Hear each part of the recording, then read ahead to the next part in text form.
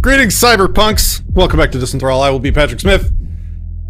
Back when we did the 13-hour Passio marathon stream, we repeatedly throughout that insane stream that we've never done anything like before, challenge people. If you think we're wrong, tell us. Contact us. Don't just shit talk and name call in the comments. Actually reach out and let's have conversations and discussions. One of our guests tonight, Cory, has been on the show before. You'll recognize him. Did just that. Gave us the respect of his brain and thoughts and arguments for why he thought we may be wrong or misguided, or maybe we just misunderstand and we actually all agree. And we've continued a dialogue ever since. And then he also invited another guest on the show, Fabian. So we're going to have two guests, and Christian might actually join us later in addition. And we're going to have a big talk. And I don't think any of us necessarily agree with any of the other people's foundational principles for moral philosophy. So it's going to be an interesting discussion. It will definitely be a nerdy discussion. Let's get into it.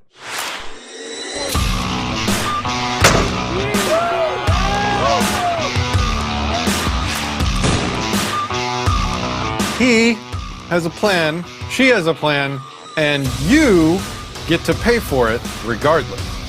The best way to get someone motivated is to stand for something strongly, deeply, passionately. Subscribe to Disenthrall. Do as you're told.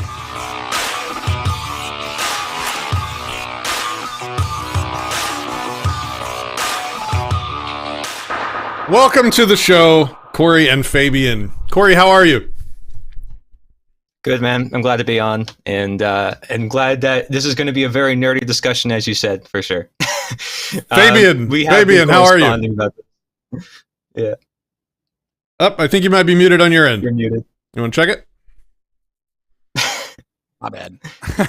Fabian, how are you? I'm always down for a nerdy discussion. Awesome. Streamer, by the way. I love the nerd shit, you know? Very good. Okay, so let me do a couple announcements about some important stuff coming up in the next month for everybody that watches before we actually dive in. So forgive me, guys, for bringing you on screen and then telling you to shut up and give me a second. But okay, so it's my day off. I'm chilling. Well, it's Saturday and it's freaking cold in Texas, and I had like a big warm thing on, and now so I'm going to slowly freeze over the course of the stream. So Voluntary Virtue, as you guys know, is our 501c3 nonprofit that we use to actually try and do some good in the world from a voluntarist perspective, from a principled voluntarist perspective. We reach out to and try and assist fellow libertarians and voluntarists that are in bad places in their life, have had bad things happen, tragedies, things like that. And so, as always, if you are able and would like to put your money where your principles are, consider donating or becoming a monthly donor to Voluntary Virtue. You can find more information about that at voluntaryvirtue.org.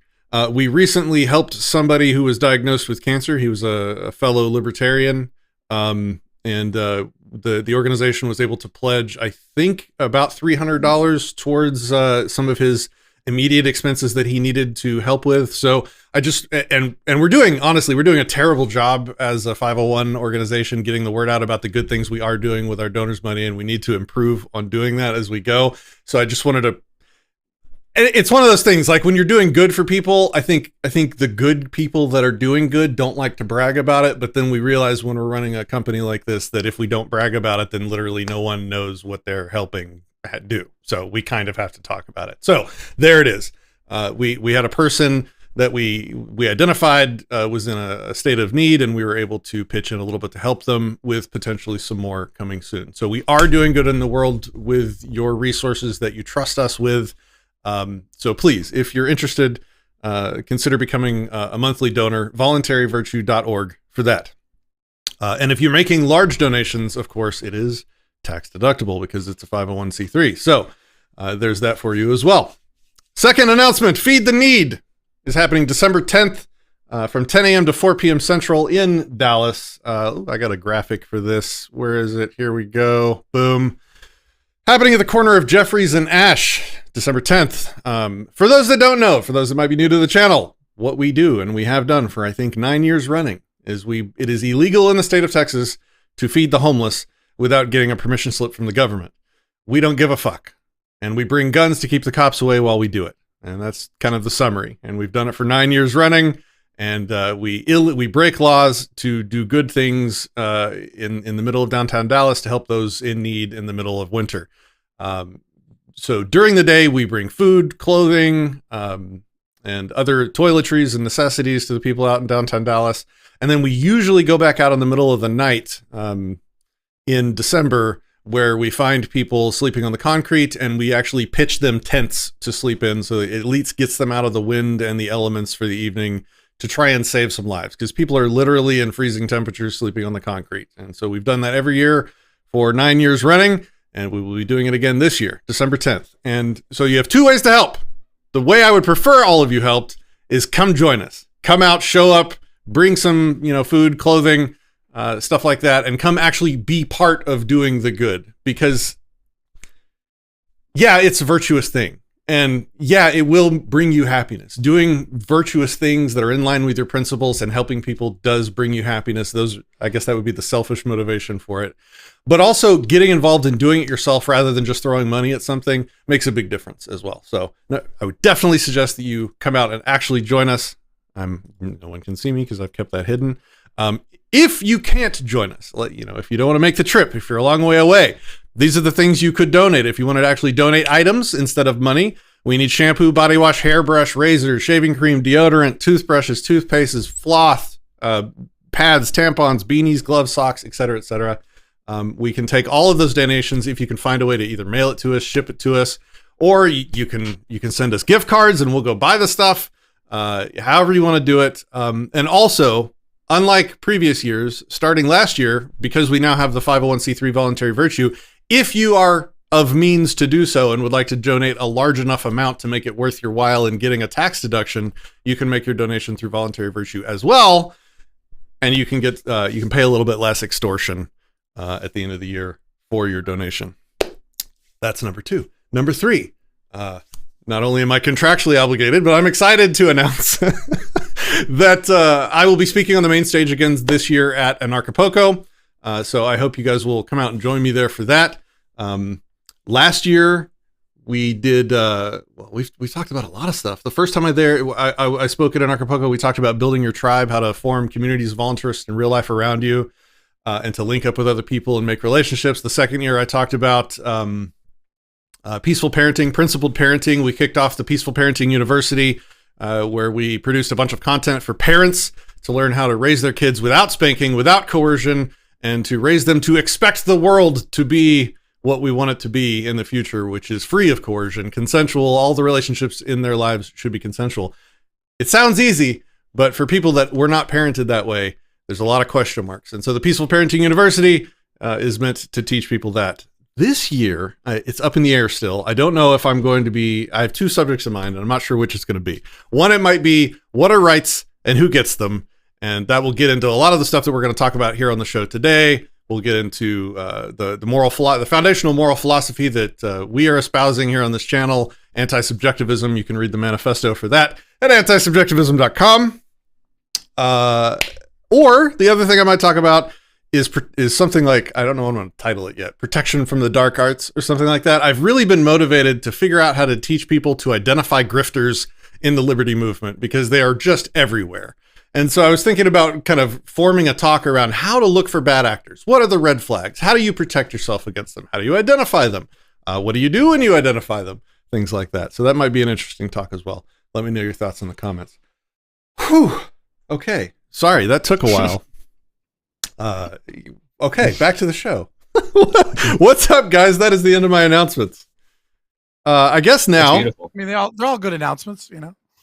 I guess, yeah. So now I will hand it to Cory, who I think has written some kind of introduction that he would like to read to kind of kick off this stream. So Cory, take it away. Yeah, it'll give a good tone to the discussion, sort of introduce all of it. But before we get into that, I do want to say that I would probably want to feature those graphics that you just showed for the audience in the summit as well, which we're hosting, which both Fabian, who is Scott here joining us, and you, Patrick Smith, both of you guys will be speakers during this event. It's called the End of Slavery Summit, so anybody can look this up. There's over 50 different speakers.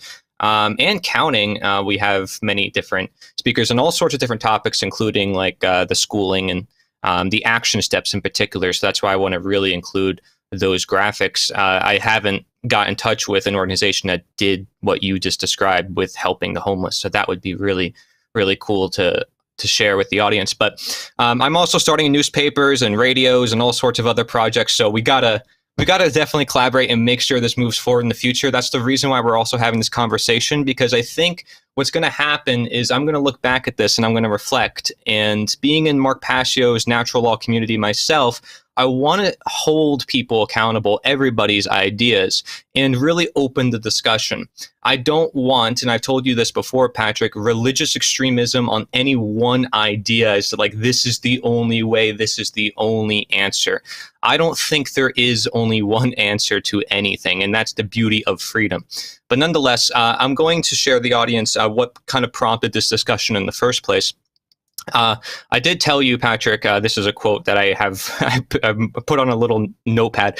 When I talked about the natures, that was based on my own philosophy, naturosophy. This was the last time you and I collaborated, Patrick, for anybody who remembers.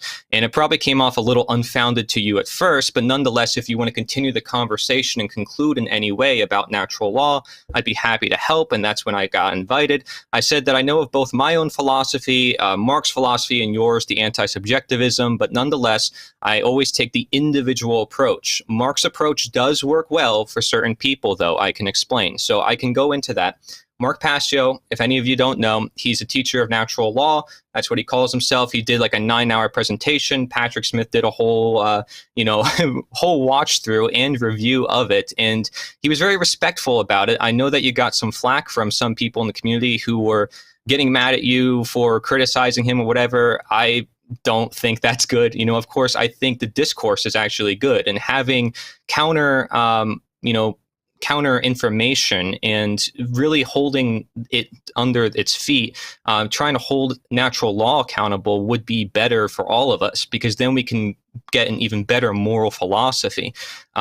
So let's just talk a little bit about this. So Mark's natural law discussion is sort of kind of where we're heading with this, because a lot of people, like I said, in Mark Passio's community are still battling Patrick Smith and his rebuttal, per se, of the natural law perspective. And the reason why we're bringing this back to light, I'm not privy to any of the conversations, so I don't know that anyone Well, is. You talked to Justin Bauman, you talked to, the other guy, the comedian Justin Bedini. You talk to some other people that were in like the community and in the network. So there's a lot of people who clearly are interested, and they saw your rebuttal. And if you look up rebuttals online, you're not going to find much, because a lot of people generally agree with Mark and they like what he says, but not a lot of them also look under it through like philosophy. So this knowledge will inevitably grow. We saw Mark Passio's community grow like double, triple in just a couple years. So this conversation is going to be probably reflected upon in the future years. And not only is this important to talk about because of that, but because this knowledge might come with some issues. And I'll explain what I mean by that. I think it's just healthy to discuss it, to see what problems there can be, even if it's just with perspective. And of course, we have different audiences. Like Fabian streams on Twitch, right? He's got like a huge Twitch following. He recently hit 1K on YouTube. I recently hit 1K on YouTube. And you've been doing this work for a long time, Patrick. But let's first go into the main thing. Why do I think natural law will grow? It's because it helps people. Shadow work and anger. People like seeing Mark Passio express his anger and be like, this is the problem with the world, and here is a solution that can help you in your own life and apply it in your own life. It's a holistic philosophy, because everything that is mentioned within his natural law seminar sort of connects to the other things he mentions. And he has a whole podcast which goes through like 500 different episodes, and he's like, watch every single one of them from the beginning so you can understand basically this whole worldview, which is very holistic, I would say, because there's just so much connections that could be made. But because of that, there can be a lot of complications, because you can pick at it, you can see holes, you can see other perspectives. So what are the issues with like this natural law point of view, aside from talking about morality, as we're talking about now? Veganism. Mark Passio is very pro-vegan, and I've been very critical of veganism in this community. I still receive emails every day from people who are attacking me for having this view on veganism, and maybe every day is an exaggeration, but you get the point. There's people who attack me for that just as much as they may attack you for attacking the objective morality argument.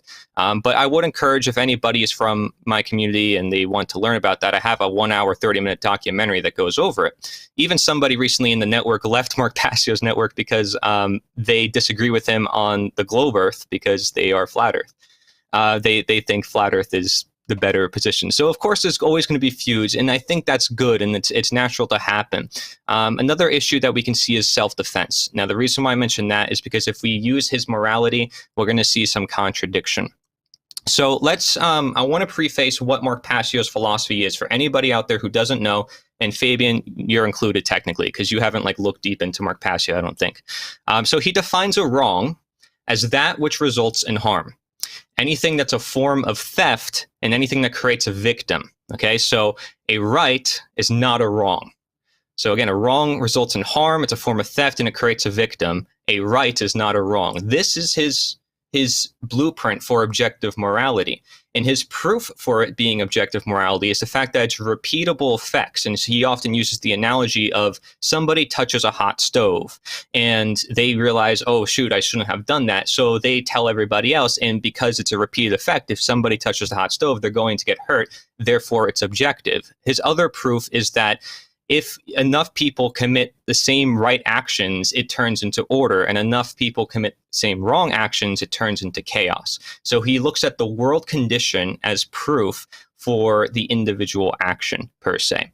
And that is basically a summary of his view on natural law. And I can answer any other surrounding questions with that. But his background is in the occult, where occultism states, and I showed you, Patrick, a little snippet of like an old occult newspaper, where it's saying that science is trying to catch up with occult sciences. It's trying to catch up with studies of consciousness and studies of understanding more about ourselves. And so it's interesting that the occult is more of his specialty, because it's like, oh, it's hidden knowledge, but why is it hidden in the first place? And well, it's hidden for power, and it gets into a whole bunch of other topics, which a lot of people are going to say, look at the occult for the evidence. But I don't think that's enough for me. I think we need to look at this and say, is this actually a good objective morality, or are we to really look for that? So this is my stance on this. I said, am I wrong to say that statism is most important regardless of natural law? Because individual morality and conscience matters most. I talked to Larkin Rose about the problem with veganism and the objective morality, and he agrees that the approach for both must be individualized. I think we are on the same page. Richard Wetherall, I think, also makes morality very clear. It is a process of constant learning and honesty where each individual can come to understand what is right. So the questions that I'm proposing for this whole discussion is, should we try to find a grounded foundation for morality, or should we just appeal to people's common sense?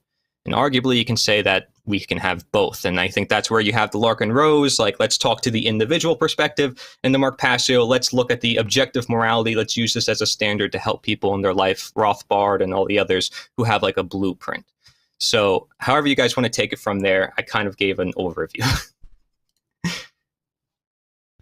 Well, I mean, I could reiterate my objections to Passio's conception of natural law as a objective, universal, non-man-made moral philosophy, or I can hand it to the guy that just heard about it and see if he has any questions. Do you have any questions, Fabian? Yeah, what do you think about? Actually, I have a pre-question.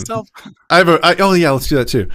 I have and you can answer this when you introduce yourself. Why the name Fabian? Okay. Is that your actual name? Because isn't that the name of like a socialist society or something like that? Yes. Yes, absolutely. So I'm Scott from Fabian Liberty. We're a anarcho-capitalist duo stream. So I have a co-host. It's kind of more of like a shadow Hokage, doesn't talk as much as doesn't do the debates.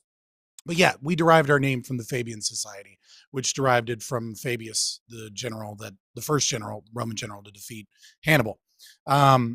So the idea obviously isn't that we're socialists, is that we want to take the Fabian strategy, right? Engage in trying to convince people of, more free market principles, more liberty, less government, anything that moves in the direction of like a night watchman state, that, reduces theft, reduces violations and things like that. Because, as much as I, agree with kind of like dual power theory, agree with, agorism and things like that, I want everyone to be free. And I think the way that everybody becomes free is that we're going to have to change the philosophy, and working through policy and things like that to change the philosophy slowly and incremental.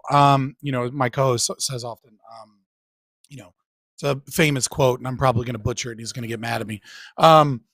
Like great men, plant seeds of which the shade they will never get to sit in, kind of thing. And so that's kind of our strategy, politically speaking. Nevertheless, I am Scott from Fabian Liberty. We stream on Twitch Monday through Thursday, 7 p.m. EST until, usually 11, 12, 1, 2 o'clock in the morning. And so you can check us out there. We do have a YouTube channel. It's mostly just Twitch highlights and things like that, but I am working on some YouTube exclusive content. There is some YouTube stuff there.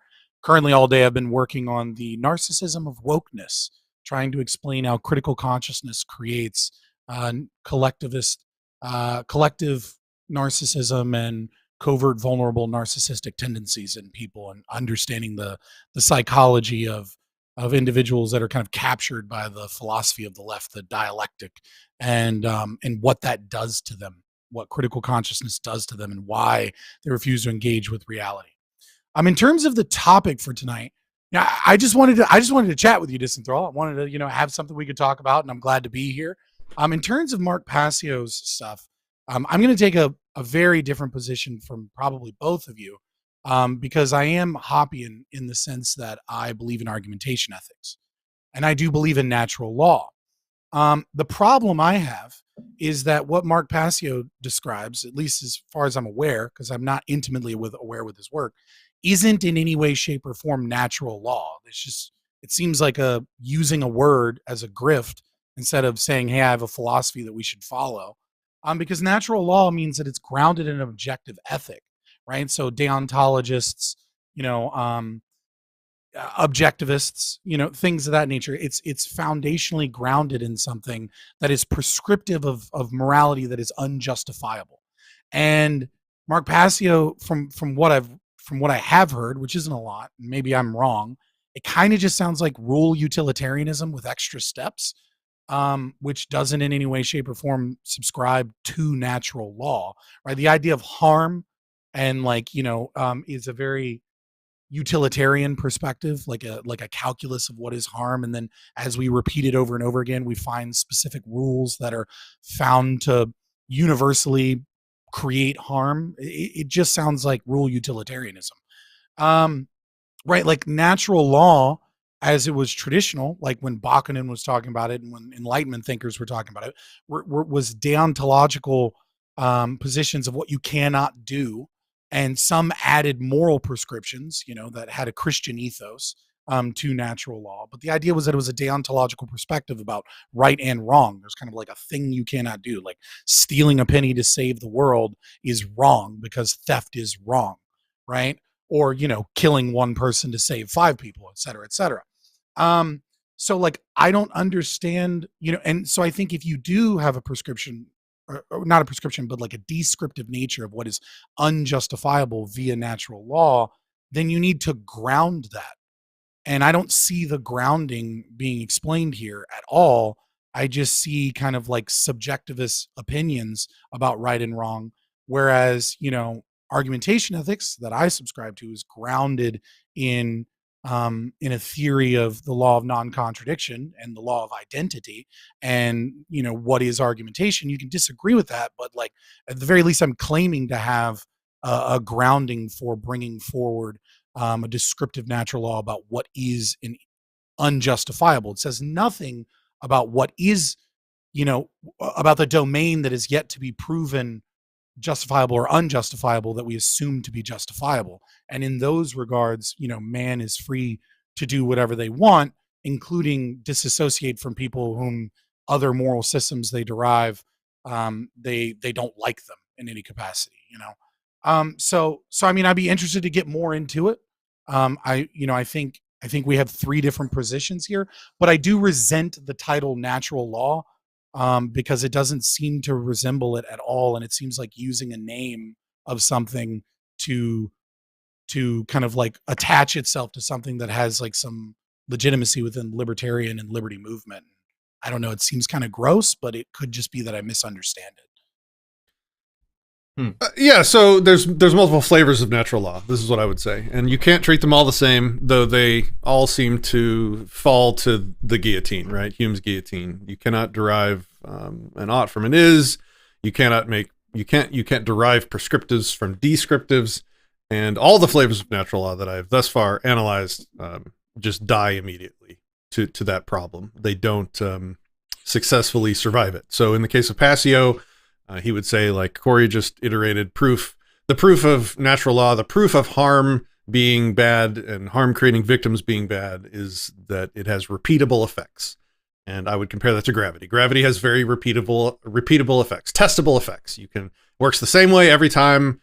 And so there's 2 things. The first, to say that harm always creates repeatable effects on the same level as gravity has to be justified, which never was in his talk, to the degree that it would need to be compared with something as testable and repeatable and universalizable as gravity. That's the first problem. The second problem is, gravity, there's an equation determining exactly how gravity interacts in the world. And there's nothing, you can stare at that equation all you want. You can test gravity all you want, and never, ever, ever will you be able to extract from that a moral good or evil, an ought or ought not, a description of what is, even if natural law, even if harm that creates victims always had the repeatable effects of more chaos and generally a more negative outcomes for society. There's a lot of subjective opinion in what that even looks like in there, but ignoring all that for a second, even if it did always produce a more chaotic, negative society, there is still nothing in reality. You can stare at that all day long, and never, ever, ever will you be able to extract from the fabric of reality a moral you ought not do that because. That doesn't exist. At least I have yet to see it. I'm not taking the position that it doesn't exist, in the same way that I don't take the position that God definitely does not exist. My position is that no one has provided sufficient evidence of its existence as of yet. And to skip over that, and look, I ragged a lot. I ragged pretty heavily on Passio for this. But it wasn't personal, because this is most ancient and contemporary moral philosophies. They either ignore Hume's guillotine, or they skip over it, they sidestep it, they kind of hand wave it away, and then they move on. So this is not something that Passio specifically is guilty of. This is pretty much all of them. Not all, but pretty much all of them. And then I have a question. I could go further on some of the stuff you said about chaos versus order, but I think that's enough for now. So I'll give it back to you. Go ahead. I just have a question. So, like, let's take Lysander Spooner or the Richard Wetherell approach. Like, they're not saying it's objective, but they're saying that there's a natural law that is present that generally speaks to, like, the common sense, the conscience, or, you know, the general morality of the populace. Isn't that somewhat acceptable? Because it's not like saying it is this. It's saying, like, okay, well, if you act better, well, you're going to receive better results. If you don't do this, it's generally just like a guideline. That's not as dangerous, right, as saying, like, it is objective, it must be this way, and it can't be any other way. But it does lead to some problem holes of calling it subjective. natural law, right? Like when you're saying, when you're demonstrating preferences for how you think society you believe society would be best based off of the subjective metrics that you choose to evaluate, such as harm reduction, right? Then I don't see how you call that a natural law. That's just saying, I think society would be better, in my opinion, if they chose to voluntarily follow these rules. I'm okay with that, right? But I wouldn't call that I wouldn't call that a moral system, and I wouldn't call that natural law, right? Is that your opinion, though? I mean, because obviously we're trying, like, people are striving toward the truth, and people want the truth. Like, inside of most people, it's like they generally want to live by some sort of principle. Isn't the goal to be grounded, or the goal to be objective? Not that we ever are, like, set, like, this is what it is. And this goes for any knowledge, but, like, the goal is to become correct. That's why I'm saying, that's why I said it appears to just be Yeah. rule utilitarianism with extra steps, right? And you know, from my perspective, as someone that believes in AE, as long as you don't do anything that is unjustifiable, such as aggression against, you know, a person's autonomy, which includes private property by virtue of their autonomy and, you know, the mixture of their labor with commodity, then, like, I don't particularly care what rules you voluntarily choose to live under to, you know, tactically get the society that you prefer. But I just wouldn't call that natural law. I would just call that, like, this is what I think would lead to the best possible outcomes, in my opinion. That's what it seems like is being presented. And calling it natural law, to me, is really problematic, because it just doesn't seem to have any basis in the term natural law. Yeah, like I said in the conclusions of Passio's thing, I said, you know, look, if he's just giving people life advice, like, if you treat everybody around you better, if you keep consensual relationships with the people around you, you don't hurt people, you don't steal from them, you don't take their stuff, you don't defraud people, you're generally probably going to have a more successful, peaceful life, and you're probably going to be happier, and your relationships are going to be more fulfilling. That's fantastic. I fucking agree, like, completely. And I said this in my conclusions. But when you declare that an immutable, universal, natural law that applies in all times and all places to all people, whether or not they even know about it and know it exists, you have made a claim which you cannot substantiate. That's the whole problem. Like, again, and I even said this in the conclusions again, like, I agree with Passio's conclusions on what the good behaviors are and what the bad behaviors are, generally, veganism aside. It's just, he's making claims he can't evidence. And I would really like libertarian philosophy to refine itself to the point where it can stand up to criticism like that. Because you go to a normal statist and you approach them with this natural law philosophy, especially if they're at all familiar with moral philosophy and logic, they're going to disassemble it immediately. And they're going to disregard it, and they're going to move on with their statist life. And it's not going to be convincing to them. And so if we as libertarians can self-reflect and self-critique and refine our philosophy, maybe we can have more of an impact. Well, the interesting thing to me is it seems to pick up people, like this particular knowledge shared by Mark seems to pick up people who are very down. Like in their life, they need something to really pick them up. And it's helped a lot of people. Like I've interviewed so many people about this, and this is the thing that starts them on their path toward understanding like what is actually liberty, or at least a greater understanding than we've ever had in history, like from our founding fathers and stuff. Like it goes way deeper than that. It's like looking at fundamental principles in a universal scale. So it's going past governments. It's saying no. That's why they call it natural law, because they don't want to look at man's law. I think that's part of the magic of the words is, here is something that is separate from man and what they create with their opinion. Yeah, but I agree with words you. are I don't think abstract. it should be super strict. Word is an abstract concept, right? That we use because it has some utility, right? And so if you start watering down definitions of words, then it loses its utility. Natural law has a meaning, right? It's grounded as a descriptive system that says that you cannot do certain things. Now, it's traditionally grounded in a belief of God and those deontological principles, right?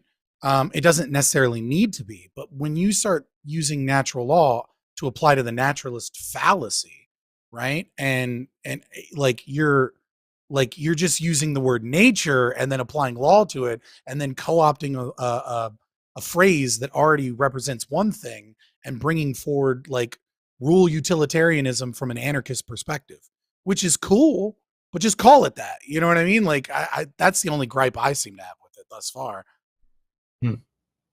I don't know how many people really know about like the deeper philosophy side of things, like because even myself included, like most people I'd say in this community don't really know like utilitarianism and rule to utilitarian. I do know that represents the ends justifying the means, right, of some sort, but I don't think Mark is taking that position. That's not what just rule because utilitarianism is. Like okay. that would be Okay. like regular utilitarianism or consequentialism, right? Okay. Rule utilitarianism is kind of the consequentialists' cope to the fact that their entire system of normative ethics is fucking stupid. And so what they go is, well, we found that murder is wrong like every time. So like we'll just establish this as like a rule because murder always leads to bad outcomes. Therefore, murder is wrong. And we don't need to do a consequential analysis or like a utilitarian calculus about whether or not murder is wrong in this instance, right? So the consequentialist says, gun to your head, kill this one person and we'll save a whole village, right? And so the consequentialist is forced to murder the person to save 100 lives, right? And then the rule utilitarian realizes that this is a fucking problem, right? Because everyone instinctively kind of knows in their heart of hearts that like murder is this fucked up thing that you shouldn't be doing. And so what they go is, oh yeah, well, but it always leads to this bad outcome of harm. Like the family is destroyed. The murder, the act of murder poisons, the person, turns them bad. And so we'll just establish this rule that says that like this always leads to harm. Therefore this is bad. I don't see any substantive difference between what he's putting forward and rule utilitarianism, which is grounded in a subjective analysis of what it is that you individually or you as a society choose to value. And it faces the same problem in economics as the economic calculation problem, right? Is that different people have different values, different social systems order those values differently, right? For some people, family is really important. For others, it's not that important, et cetera. And so the subjective kind of calculus that you do is facing the same problem as the economic calculation problem. Is that the math doesn't always work out. But ownership is not a subjective issue, is it? I mean, obviously, we would say slavery is wrong objectively because you own yourself. Because it's evident I can't breathe for you, you can only breathe for you. So doesn't that make it objective? Well, again, I'm like I said, I'm Hoppian in the fact that I agree with argumentation ethics. So I think certain things are unjustifiable and you can't logically argue against them being unjustifiable or being justifiable because you put yourself in a performative contradiction. And so like, I can derive from the laws of logic, right?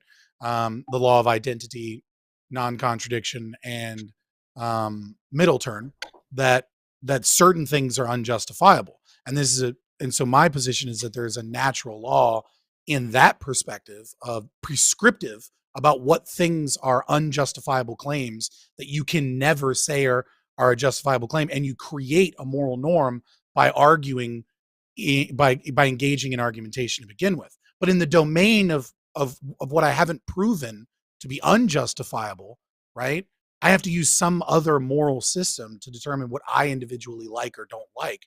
And I don't really have a right, as far as I can tell, to use coercion or violence or anything in those domains. Slavery is one of those things that is always unjustifiable. You can't argue for slavery, because arguing for slavery puts yourself in a performative contradiction. You're establishing a norm of anti-slavery while arguing for slavery. Therefore, you might as well be saying gobbledygook. You're not saying anything of meaning or substance. So I'm going to refrain from addressing argumentation ethics in this stream, just to keep us on track for natural law. We should do another one on that, though. That'll be an interesting discussion. Yeah, I mean, I love it. I love AE. Yeah, and I didn't really believe wholeheartedly in AE until like probably 6 months ago, and I got dragged. Don't you think this should be simple? Made myself learn it. But don't you think morality should be pretty simple? Well, the truth is not simple. Why?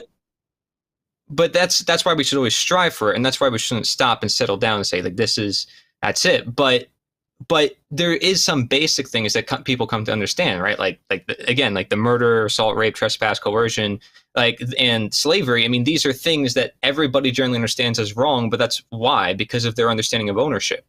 Would it not be? Like, even regardless of the non-aggression principle is simple. I'm talking about the heady philosophical grounding for it, right? Like, you have to ground your beliefs. You know what I mean? That doesn't mean that the normies out there need to be like intimately aware of the law of identity and the law of non-contra. You know what I mean? Like it doesn't need. Every person isn't gonna be a fucking theory nerd, right? But they should know that aggression is unjustifiable. Let me just say something quickly on that, and then I'll give it back to you, Cory. So that's the reason why it's important that people that can think about this stuff and have the time to study enough to have an educated opinion on this stuff need to be making content, because people don't have time to do this nerdy shit that we have.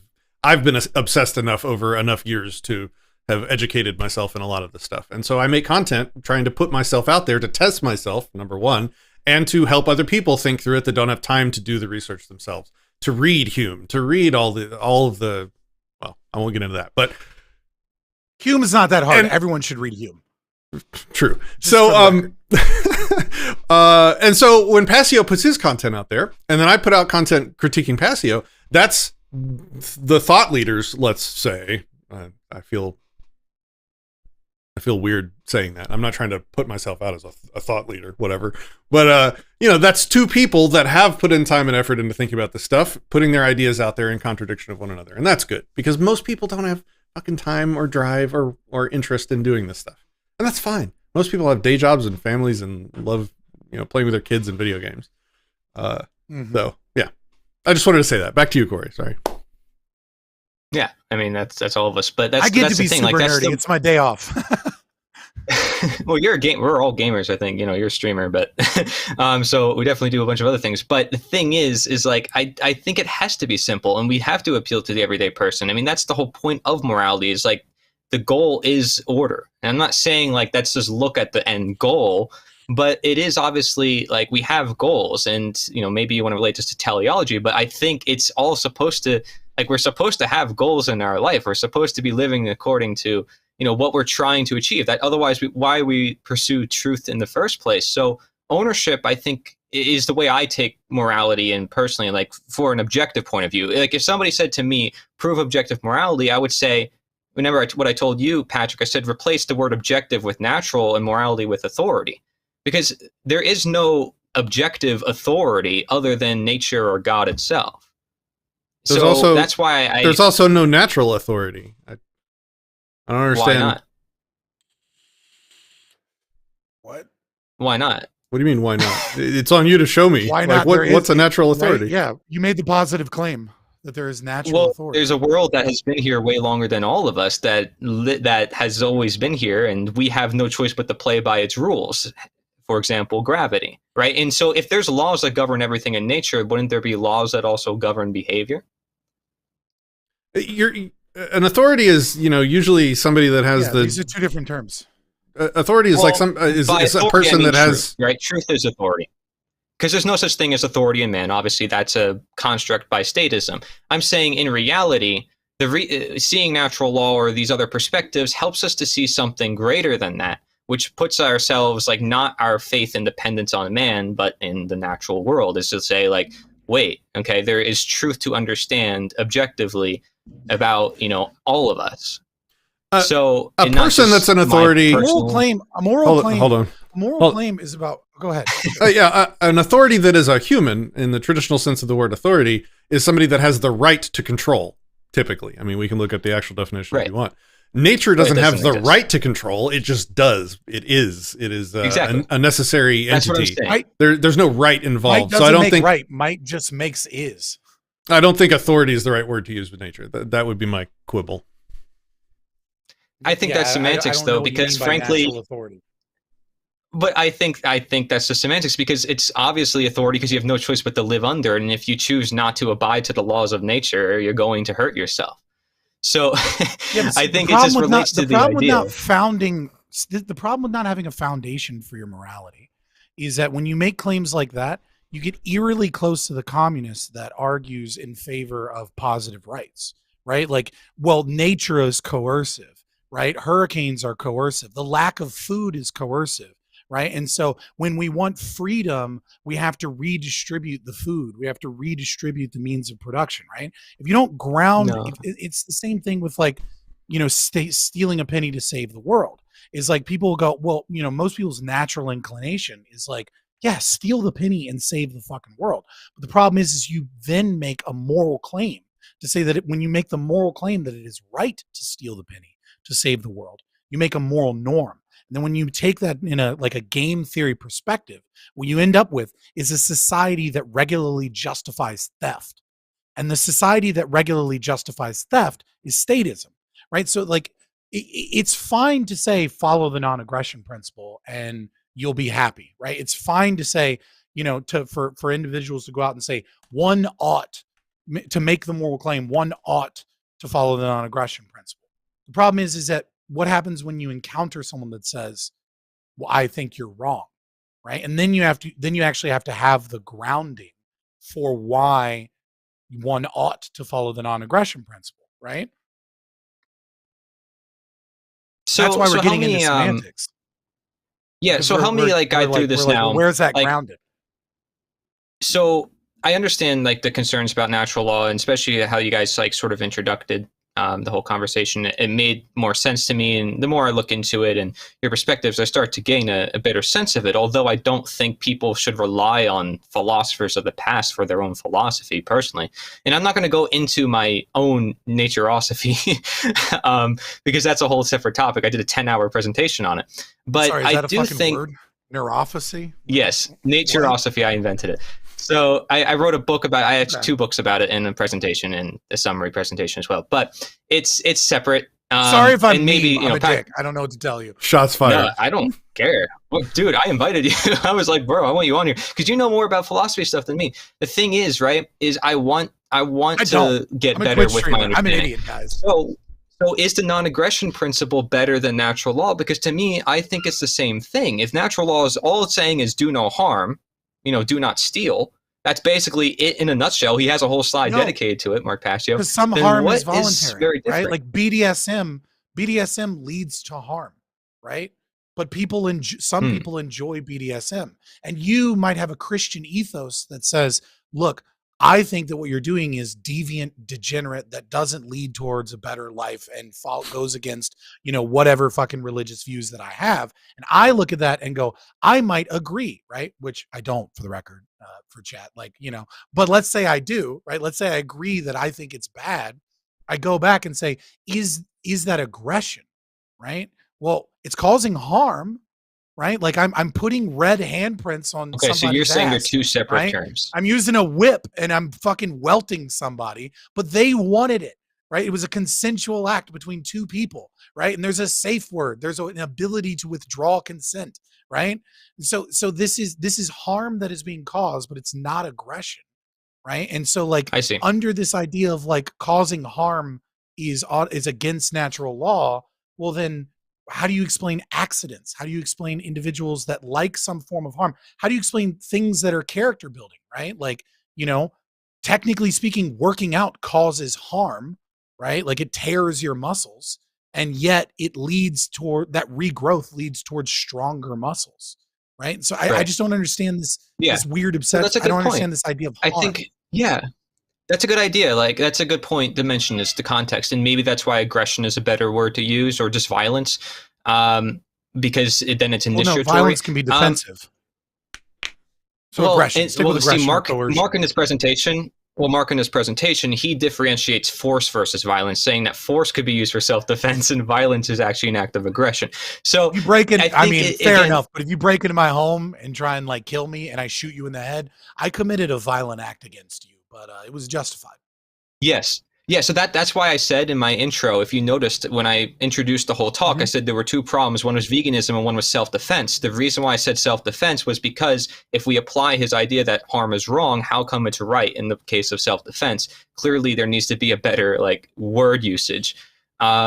So, in my own philosophy, I have that's weird pacifists. That's weird pacifists and hippies that are taking their violence and paying via taxation to allow other mercenaries to do violence on their behalf in the form of the state and police. And then all of a sudden they get this stupid idea that violence is bad or wrong. Like, no, violence is not bad or wrong. Violence is aggression, the initiation of force, the coercion is wrong. There's nothing wrong about violence. I think we all recognize this when we enjoy full contact sports. It's good for us. Yeah. It's I mean, for me, I would use the word violence. So I think it's just, but we understand the same context. So force is justified in self-defense, not justified when it turns into aggression, or I would call it violence. You would say violence is also force, but self-defense, it's nonetheless, it's the same deal. We like self-defense, but we also recognize that it's wrong to cause harm to a person involuntarily. So, all right. So that's good. I mean, we cleared up that out of the way, but he also says, the harm is victim. a non-issue. It's wrong to cause harm involuntarily. The key word is involuntarily. The harm is meaningless. Yeah. You can get rid of harm in that entire equation. But he says There's this. no need for it. Mark says all of this. So like, I'm just, and I have yet to see a problem other than the veganism issue, like, where people take it to an extreme and apply it to everything, but that's just people applying human rights to animal rights. Is there any problem, like, Patrick, that you see, like, in the real world with people applying Mark Passio's ethics? Like, because he makes it clear voluntary versus involuntary action, self-defense, non-aggression principle, separate, and of course, like, so what problem is there other than the fact that it's not philosophically founded? Like, is there an actual problem in the real world that it would bring us to other than veganism, which is, again, just human rights applied to animals?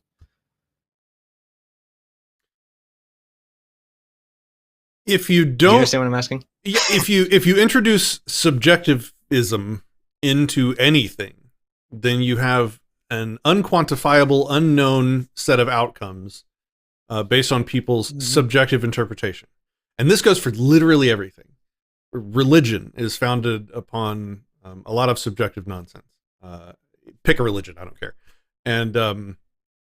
And people interpret that because it's subjective. There's room for interpretation, and because there's room for human interpretation, there's room for a myriad of outcomes. Some that end up being terrible, in my opinion, obviously, and some that are great, like most Christians today in the U.S. That really try and uphold their faith. Generally lead pretty what I would consider moral, non-aggressive lives. But if we look at the past, when other people interpreted the same religion differently.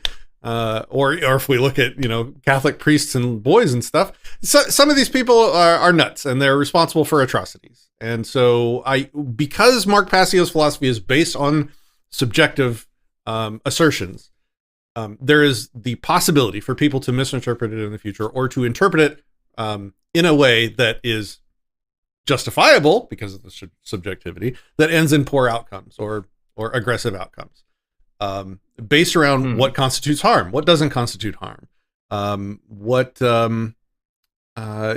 he also classifies everything as a form of theft, which reifies a lot of conceptual actions into property crime, when most of the things that he identifies as a form of theft are not valid forms of property. And so there's a lot of guts in there that are unclear, and so I can't just put a stamp on it and say, yeah, all the conclusions are going to be good, because there's a lot of squirreliness in there around his language. I would just add very, very quickly, politics is downstream of culture, which is true, but culture is downstream of philosophy. And so if you start injecting that subjectivism into your philosophy as the founding for your philosophy, who knows where that leads? Okay. So let's take non-aggression principle. Is that universal? I mean, Patrick, you've said that's universal and can be applied everywhere. Universalizable. Is that not problematic? Yeah. Is that a word? Yeah. Yes, it is. Okay, universalizable. And it's different from universal. Okay. Yeah, if something is universalizable, then it can be found to be logically valid. If it's not, then you can kind of just dismiss with it. Arbitrary or ad hoc if it's not universalizable. At least when you're talking about moral philosophy. So you can just be like, oh, that doesn't matter. The non-aggression principle is a universalizable prescription. Why should people follow the non-aggression principle is the whole question. It's why Rothbard has wrote multiple books. It's why Passio has given his natural law seminar. It's why a bunch of different philosophers, focusing on libertarians, let's say, no, they tried to justify it. They tried to say, why is the non-aggression principle a necessary moral prescription? And prescription meaning something that you have to live by. Or if you don't want to be, evil. Like if you want to be good, if you don't want to be evil, if you want to be a moral person, you must abide by the non-aggression principle. Justifying that is what all of these philosophers have attempted to do. Hoppe included, except for right? Hoppe. Hoppe did not do that. It's not prescriptive from Hoppe's perspective. It's from AE is not prescriptive. It's descriptive. Okay. Yeah. I'll agree with that. No, he's right. He's right. Yeah. Anyway, I'm really trying to steer away from doing like a three-way philosophy thing, because then we'll go nowhere. Yeah. Well, that's the thing. I apologize. I No, it's fine. recognize that like I am introducing something that like is in many ways a tangent, but it is the basis for my ideas. So like I have to at the very least stick to them a little bit. Like I can agree to disagree on some things and try not to like distract too much, but like I am occasionally going to be like, yeah, except for this. And that's also why I'm not like getting into anti-subjectivism. Like we're talking about natural law, so we'll stick there. That's fine. It's just because I think people are starting to intuitively, let's say, recognize that the non-aggression principle, living with less coercion, all relationships in your life being voluntary, is a morally great way to live, a virtuous way to live, a successful way to live, intuitively, subjectively. I think a lot of people, especially libertarians over the past 30, 40 years, have tried to go back and reverse engineer a foundation that proves out the non-aggression principle as a prescriptive moral philosophy. And I see. And I don't think, let me say it this way. I think most of them have failed, which is to be expected. It's brand new. We've been doing this like 40 years, 30 years, whatever. Well, I don't think it would have appealed to me as much if it wasn't for that natural law perspective, and probably for a lot of people can say the same thing. So although I can understand where you're coming from now, back when I was a statist and didn't understand anything, that perspective was like, and for a lot of people it was. Back when I was of the truth. Back when I was a statist, I was a natural law, but not philosophical natural law. I was a natural law in terms of the founding fathers of the country, their sort of moral philosophy. I was a Republican, and I would have had real problems with voluntarism, libertarianism, if I didn't think that there was an objective, moral realist position to believe in something like the non-aggression principle. And what got my feet wet and opened the door, though I now know that it's a poor foundation like many others, is Molyneux's universally preferable behavior. It was an attempt at making a moral sort of realist position towards the non-aggression principle, just like Rothbard has tried to do, and just like Passio has tried to do. And so that got me in the door, and then it also made me nerd out on philosophy and go back and realize a lot of the truth. So yeah, I agree with you in so much as like people innately want there to be a moral rule that they can hold everyone around them to. That's definitely a strong intuition I think most people have. Yeah, I think there's this book that I shill all the time. It's by a lefty sociologist, so take that for what it is. But Robert Bella has this wonderful piece of work known it's Theory of go back to Cory and I'll get the book title because I really want to actually say the book title. Well, this would bring me, like, where we're bringing this conversation would bring me to my other question that I had, which was, do we need a solid foundation for morality, or could we just appeal to the everyday person's common sense? So let's say, and I probably would talk to most people and they would agree with the non-aggression principle. So if I use that as like the ground for the arguments of understanding, like, appealing to statism is basically appealing to slavery one way or another. It's appealing for violence. It's saying, hey, I want law. And I need somebody else to be responsible over my life, my ownership. And they can take it from many different perspectives. Because we can take it from so many different perspectives, and because there's so many different people, can we take an individualized approach, like the candles in the dark, Larkin Rose type of method, where we just ask questions and let the individual find out? I mean, unless the individual's obviously like, okay, I want violence, then obviously I think they can go down this route of philosophy. But like, most people are not going to come out and be like, yeah, I want violence. The problem is what happens when the normal person tries to universalize it, right? It's fine when a person goes, yeah, the non-aggression principle, that sounds good, right? And then you go, we can't have taxes or the state. And then they're like, whoa, right? Like, you know what I mean? Like you can introduce a concept like the non-aggression principle to people.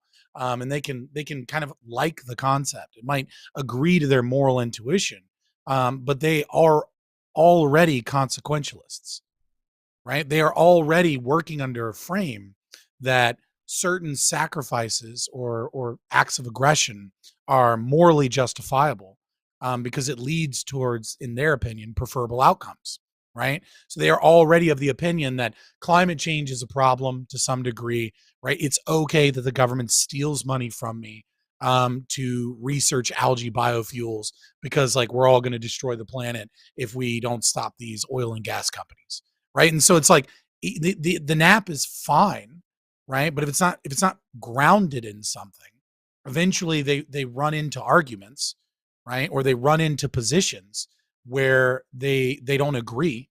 And what is going to happen is they're either going to fall back to their consequentialism, or they're going to, more often than not, they're going to absorb what most of them have already absorbed, which is the dialectic. They're going to hold contradictions and be okay with holding those contradictions, saying they believe one thing, right? And then saying the other thing is also true, right? And then except they believe, but that's the problem, is that so many people have already accepted the dialectic. They're already but that was you and I. Of the fact that, I mean, yeah, sure, when I was a teenager, but moving past that, right? Like, they've already accepted the idea that the world is full of contradictions. And so, and that truth is subjective, and that value is subjective, but they have the idea that truth and facts are subjective, and that they can reorder things in power to get the preferable outcomes that they desire. And so, like, introducing something that's not grounded themselves, that they don't ground themselves, is a nice concept, but I don't think it ultimately destroys or does anything. If you don't destroy that subjectivity, you don't destroy that dialectic thought process.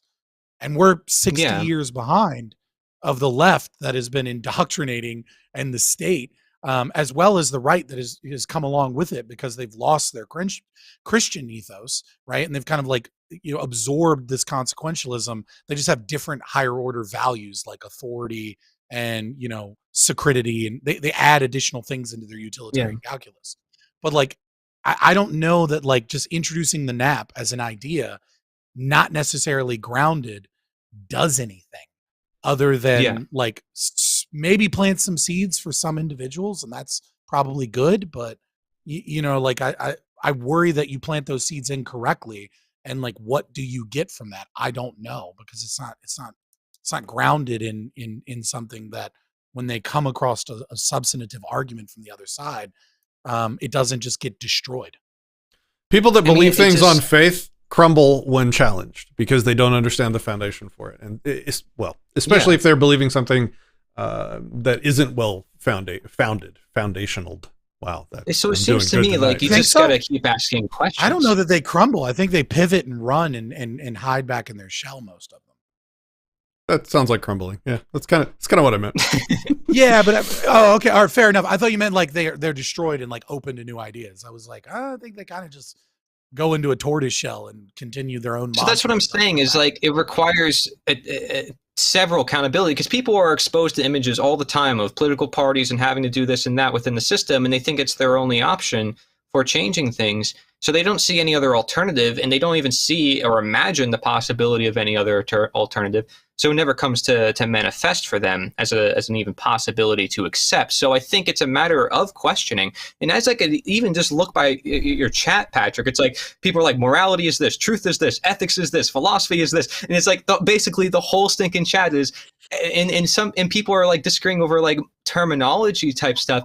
And I think generally still we all understand like violence is wrong, in that statism is an exemption to that violence. So it's violence just like a matter of reevaluating our own contradictions. So is it not just evaluating our own contradictions? And I'm willing to say that my philosophy, based on this talk as well, and I said it in my presentation, is not the only answer. Like I said that too when I first started this intro. I said, I don't think there is one answer because I don't think there should be. In freedom, when is there ever one answer for anything? Right. So like it's contradictive to say like this is kind of going after Marx's philosophy for myself, to say that it is the objective morality and the only one to follow. Like there's so many ways to look at it, so many perspectives. It's like, no, because freedom allows possibility, allows variation, but it is going to appeal to certain people. Not that it's going to be truthful. I understand. You can't make a moral claim, right, and say one ought do this, one ought not do that, right? And then it not be universalizable, right? Like if you say something, like there cannot be another moral right that contradicts with the other moral right. Like if you make a moral claim, either you are right or you are wrong, right? And if your claim is only right or wrong in certain contexts, then it's not a valid claim. But even if you read either is right or it is wrong. If you read like The Most Dangerous Superstition by Larkin Rose, like he even says objective morality doesn't even matter. And he says it in many other interviews. I have it clipped where he's like, it doesn't even matter because statism and people in politics don't even look at morality to begin with. And when they do look at morality, they have so many contradictions in their own head. So I think the individualized approach is better. I mean, that's how I've done it in person with many people. Like I don't go up to the average person like, hey, do you want to learn about natural law? They automatically see the word law. They automatically think it's something else, number one. And number two, I'd have to explain it to them. And that requires me lecturing to them, and they're not going to be willing to learn, and they're not interested in learning. So like, even if I were to say, hey, learn about the non-aggression principle or anti-subjectivism, they're not interested until they have like a personal foundation of like, I care about other human beings, or I care about what's going on, or I care about about trying to find the truth, like regardless of what the truth is, trying to find it. Because I've run into so many circles lately where people are like, let's use this paperwork and we'll attain freedom. And they take the paperwork as truth because it gives them some freedom. But it's not the truth. Just because the paperwork can provide you with some truth, or just because the Bible has some truth, or just because this book or religion has some truth, does not make it the truth. And I've run into it so many times where I see there's people who are stuck in these worldviews and they can't escape it.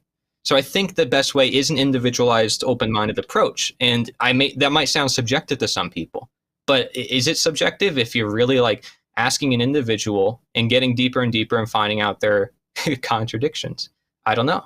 I don't think it's subjective because you're trying to find the truth that the person. You're saying a lot. You're saying a lot, right? But here's the thing: if you're talking about making a moral claim, that moral claim is either true or false because it's a propositional statement, right? If you make a propositional statement, regardless of whether or not it's about morality, right? It's either logically valid or invalid.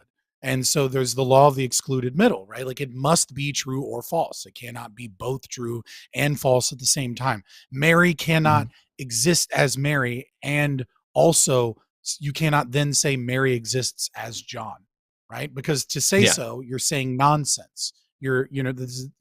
P is cannot equal not P, right? So the problem here is that if you make a moral claim, but if you make a moral claim, it either is right or it is wrong. There is not some moral claim that is right for you but wrong for someone else, unless the context of the situation changes the claim or changes what is occurring in some capacity. If it's the exact, that moral claim must be right or wrong. That statement must be true or false. Now, if you're talking about tactics, about like how do we introduce ideas against statism, that's an entirely different question about, how do we deprogram people from statism? Now, I would disagree with introducing with moral systems that I don't think are founded appropriately. But I mean, I'm all for, my name's Fabian Liberty, right? That's the name of our channel everywhere you search, right? Like I'm all for incremental approaches, but my problem is that the approach has to be in the right direction, right? And so if you're introducing other things that are ineffectual or introduce additional conflict or, have additional forms of aggression as like a trade-off, then you're not actually moving. That's not incrementalism. That's just moving the piece sideways. See, a lot of people, they watch Mark's stuff or they read a lot of the stuff from the libertarians, whatever it may be, and they just read it and they're like, wow, this makes a lot of sense. And I think to the most average person that I've like talked to from this perspective, they just say it makes sense to them. And they're not saying it's 100% factual, truthful. It just makes sense. And I think to the average person, it would also make sense. They just never were introduced to it. I mean, is that fair? I think that's the case for most people in this world. Is they don't even know who Lysander Spooner or Mark Patton. They don't even know to even entertain the idea to begin with. So like that would be even better than the morality they have then, probably, because it's at least looking at more things and putting the government in the picture, which most people, again, do not do. When talking to the average statist, the goal is to convince them to live and let live, to not hurt people and to not take their stuff and to not support political systems that do that. That's the goal. Mm-hmm. That has nothing to do with the foundations, the moral philosophy, A = A. It has nothing to do with any of that. We're just trying to please, for the love of fuck, stop hurting people and taking their stuff and supporting people to do that. And there's various ways to have that conversation. You can start with the non-aggression principle. You can start with live and let live, which was another way of describing the same thing. You don't like being controlled? Well, stop controlling other people and maybe we can live in harmony. Like there's lots of different ways. Back to the golden rule even. It conflicts with my philosophy. But like, hell, dude, do you not remember kindergarten? Yes. Now, if you go beyond that with somebody, then that's why we're here debating. We want to have a solid foundation for why... What's the backup? What's the foundation behind live and let live, non-aggression principle, golden rule? Like, what? Give me the philosophical meat. Most people aren't going to be interested, but for those that are, you need to have a really strong, good, consistent answer for that, and that's why we're having this whole discussion. So, because we see problems. If we that's the whole reason why we discuss it, right? It's like we can see that there are problems if we don't look deeper enough to see like, is it actually the truth or not? Like, for example, the veganism. The world will always have problems, right? I think the coolest thing that I like about voluntarists and ANCAPs and even the anarcho-individualists, right, is that they seem to be the only philosophy that's not utopian, even though we get called utopians all the time, right? Because the status is like, oh, we can fix the system as long as we just vote for the right people. And while I am, Fabian in my strategy, that's just a strategy that I employ as a means of getting to anarchism. I don't have any illusions that like voting in the right people or, the right power systems will somehow magically make and correct the system. To the lefties, the ANCOMs, the ANSOCs, the ANSENs, their entire philosophy is around, post-scarcity world when you really start digging into it, because they don't actually have anything for a philosophy on conflict, right? And so that might be a good place for some people to talk about, right? It's like, what is conflict, right? Conflict is you and I disagreeing about what to do with resources, the distribution of resources, or the individuals, right? Which are included as a means of resource, right? Like your brain power in your body is a scarce resource. And so when an individual does not own the exclusive control, and multiple people are given legitimacy for the control of property or resources, that is an initiation of conflict, right? When both people say that they have rights to this cup, right? Well, then all of a sudden, I want to use this cup for one way, and another person wants to use a cup another way. All of a sudden, we've initiated conflict. Even if we both agree, right? We've initiated the potentiality for conflict, because there's the potentiality that we disagree on what to do with the cup, right? So like that's another avenue that we can take, right? Like there are simplistic ways of describing these things, I think, in such a way that is, you can communicate to the average person. Like, obviously we want a world with less conflict. Well, how do you get a world with less conflict? Set up a system where conflict isn't baked into the system. But yeah, but again, I think there's a substantive difference between what is a good strategy for getting people to follow, to stop supporting statism, and to get people thinking in that vein. And then the issue that I take with the additional barriers you're putting in to the foundations to our beliefs and the moral kind of questions that we have, by calling things words that they aren't, and by introducing philosophy that I think is untrue, at least in name. When stressed people revert to self-interest, if they don't have a strong moral principle in the way. An example might be, off the top of my head, Christianity. You're a strong Christian, you believe in the Christian ethos and moral philosophy, but society's going to shit. Let's say shit's hitting the fan. Your family is starting to get really hungry. You don't have an income, and you find an opportunity where you might be able to steal some resources to feed your family. And so standing in between you and that action is your Christian philosophy. But you remember this one YouTube video you saw where this one guy pointed out the very real fact that God interfered in Pharaoh's free will to keep the Israelites in subjugation for an extended period of time, when he said that God hardened Pharaoh's heart. And then you also remember this other YouTube video where this one guy said, oh yeah, but you remember that time God murdered all of those babies? And so it's these little chinks and cracks in the foundation of a moral philosophy that buy the person in the stressed situation the excuse to violate their moral philosophy.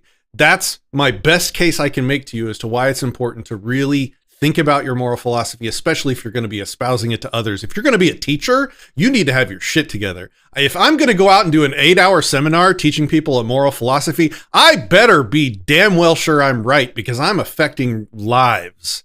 I am changing people's lives and affecting their future interactions. I'm asking people to potentially suffer very negative effects to their own health and the health of their family for the sake of these principles that I'm espousing. So you better damn well make sure you know what you're talking about, because that's some serious life-altering business. And so that's why I take time to go out of my way to think about other people's ideas, to make sure that I have mine as refined as I possibly can, because I'm out here espousing moral principles that affect people's lives. I'm saying you should not, even if you're going hungry, you should not steal from somebody. That's a big thing to put on people. I better have a really goddamn good reason before I go around telling people that that's how they should behave. And if I'm wrong, wow, I want somebody out there on the internet, anywhere, please tell me. I need to know so that I can stop being ignorantly irresponsible with other people's lives by giving moral philosophy advice on a channel like this. That's a weight that sits on me constantly when I'm doing these videos. I got to be careful with what I say. I have to be really responsible. And if I'm wrong, I need to not only know that I'm wrong, but I need to be thankful. I need to have a thankful heart and mindset towards people that are trying to explain why I'm wrong, not run from any kind of debate or interaction. Mark Passio. Well, honestly, I mean, I can probably interview him about it, but the thing is, I don't know. I'd have to dedicate a whole topic to it. I haven't done that, but But I think it's interesting because now I'm starting to see a lot more of what you guys are trying to say, and of course, at first it came off as a little wish-washy because it's philosophy terms and stuff that we don't learn about in school. I didn't take any philosophy courses or anything like that, and I still don't think I need to learn from philosophers in order to understand philosophy. But you guys broke it down enough on a reasonable level to help understand it. That it's just I still never take the stance. Sorry to interrupt. I want to give it back to you, Yeah. but I never came full circle with my conclusion. So the point is, Sure. if Passio's out there espousing a flawed foundation for moral philosophy, and some of his followers someday get stressed in their positions and decision making, and there's other people out on the internet that have pointed out the chinks in that armor, then Passio has done a disservice to liberty by giving people a flawed foundation. And so that's why we're trying to refine the libertarian moral philosophy so that when people are stressed and they're tested on their principles, that they have something hard to back it up. Okay, sorry I totally just derailed what you were saying, Cory. I think but that was the whole point. We can make it even more spicier because more spicier because I'm a Twitch streamer, right? So we love that. We love the spice and the entertainment, right? How many times as an ANCAP, right? If you say I'm an ANCAP or I'm a voluntarist, how many times you get this, oh, you guys are pedos. And it's like, what the fuck are you talking about? Right? This is the importance of gatekeeping. This is the importance of like saying like what is and isn't anarcho-capitalism, or what is and isn't liberty, or what is or isn't libertarianism, right? Is that like if someone goes out with a flawed foundation and then you get grifters, right? And you don't attack that and you don't fucking undermine that, then what ends up happening is you actually weaken your own position. Because now when I go out and I debate lefties, because that's like mostly what I do, right? Not because I don't like debating righties. It's just because like the Twitch space is just full of left-wing people. I don't get too many opportunities to debate righties. But regardless, I debate anybody, right? And I go out into that space. There is an assumption about what ANCAP means before I'm there, right? And that assumption is based off of all of the interactions that they've had with anyone that has espoused the name anarcho-capitalism. And so, and this is going to be the same thing with natural law, because there is this philosophy out there that, in my opinion, is just rule utilitarianism with extra steps. And I go out there and I say, I believe in natural law. Someone's going to look at me and start attacking a position that I don't even hold. And now I have to re-educate what it is that I'm saying before they can even engage with that. And in many ways, I've already lost some people because something that wasn't appropriately foundational is being espoused out there that has the same name. And so, I don't want to be a dick to somebody that's espousing people essentially follow the non-aggression principle, but also, I'm going to gatekeep something that I don't think matches the name for the thing that I believe in, right? Which isn't per se what Disenthrall's position is, right? Because we differ on this, but I am someone that believes in natural law, and then there's someone basically saying rule utilitarianism is natural law, and I'm like, no, go fuck yourself. Natural law is a descriptive legal position about certain things that are logically unjustifiable. Or, the Christian ethos of the Enlightenment area, founded in deontological principles from God, and like we can differentiate that, but that's a separate conversation. So now I've got multiple layers of attack vectors against something I believe that isn't what I believe. Basically, I'm saying is that he's going out there and he's creating straw mans that I have to deal with. All right. We promise not to interrupt you. Go ahead, Cory. No. Shut up. Sorry. You didn't interrupt at all. I mean, this is what we do. Like on Twitch, like in conversations, we always interrupt each other. Not on this channel. I mean, well, maybe on interviews, no, we don't usually interrupt. But like to me, this is more of a conversation, so I don't really care. But I do think that based on what you guys said, I would take more of the individual approach, but I would still have some sort of guiding principle. But I would find it from within them first and see basically like, hey, does it line up to slavery? Because that's my perspective. Like that's the angle I take it at, right? I look at the slavery perspective. I call myself an abolitionist, but other people are going to take it from another lens. Like the people in my communities are going to probably take it from a natural law perspective. Maybe some of them are going to start using the abolitionist perspective. Some of them are. But like, if you use slavery as the basis, I say every wrong action is a form of slavery. Like that's sort of my perspective on that. because you're deciding the fate of someone else's life. You're telling them what to do with their own life. You're claiming ownership over them if you're claiming ownership over their property, or what they can do with their property. For me, it's all about ownership.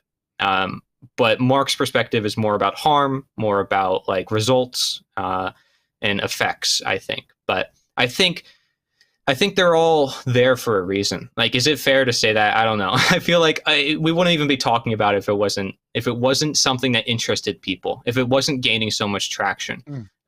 So I think it's heading in the right direction. It's obviously addressing statism, which again, most morality and most people do not even address to begin with. But it's then following that through to realize that there's probably better conclusions. Of course there is. Like us doing this is like refining it further. And then in time, it gets even more refined. But even then, it's like, should it really be refined? Should it be confined? I don't think the answers ever stop, honestly. But I do think we can look back at the end of chattel slavery as inspiration, like, because things got better, at least in the economy in some ways. But a moral like revolution occurred. So for me, that is just something. It's like it worked. It happened. They appealed to conscience. They appealed to the everyday person and what they cared about. They didn't say there is like an objective law. Frederick Douglass did say that, I can only breathe for me and you can only breathe for you, making it sound objective. I mean, because that's just true. And so that's the perspective I take it. Is that wrong to take that perspective of ownership for morality? It's separate from the natural law thing, but I want to know for my own self-improvement, because I went from Mark Passio's natural law perspective to more of like, this is my own way of handling it when it comes to interviews. But when I talk to people in person, I ask a lot more questions. I think a lot of people confuse ownership with possession, and they confuse possession with control. So that you have control of your body says absolutely nothing about your right to ownership. And ownership is a claim to exclude others from the use of a thing. So if I'm I can have ownership over, let's just say, I can have ownership over your body, which means the right to exclude others, even you, from doing what you want with that body property. And you still, at least for now, until the technology evolves, you still have direct control over it. Now, maybe when Elon's brain chip, comes into play, maybe I will be the one choosing to breathe as the owner of your body property. I think that's a more precise way to think about it. But that's not, would be like ownership, not natural. Self-ownership. I use the term self-ownership, and it's a habit I got to stop, because it comes with baggage in terms of like what I actually mean, which is autonomy or control, or control, right? In terms of what you're saying, like, all of that's fine. The problem is when you make moral claims based off of that, right? Like if you say, look, this is the world that I want to live in, these are the ways that I think will best get us to that world. Nothing wrong with that, right? You know what I mean? Like, and that's cool. And if it gets people thinking, it's cool, right? But when you say there is a natural law, and that law says that it is wrong to do harm against another person, and we know this because the harm always comes from this action, right? Then I'm going to be like, that's rule utilitarianism, and I'm going to attack it because there are issues with it. Yeah, is there resources to address rule utilitarianism so I can look more into that? Would you recommend? I'll DM some stuff to you. Okay. Last call for questions in the comments. If any of you guys have any questions for any of the people on your screen right now, get them in. Type questions in all caps so I don't miss them as they go by. And then tell me who your question is for and then what your question is. Cory, this is kind of your conversation. So before I start going through some of the questions and comments, is there anything else that you wanted to discuss? No, but I do think some of the holes start to be seen, like in the moral equation that he proposes, when you start seeing the religious fanaticism of some people with like the veganism, right? And taking some of the positions really hard. And I'd argue, like, he talks about the golden rule and harm and stuff, but if harm was the only way out, then I think self-defense is kind of contradictory to that, because, like, he says, well, you don't do harm to anyone, but self-defense, you have the right to do harm. But it's like, you just said harm is what is wrong. So it's like kind of weird. It's like the only exception, but it's like, then that's not really the definition. So for me, I just say a right action is that which doesn't violate nature, but obviously that requires inquiry. That's why I say it, because it's not definitive, like, but it's generally directive. That's in my naturosophy, the word I made up that you guys laughed at.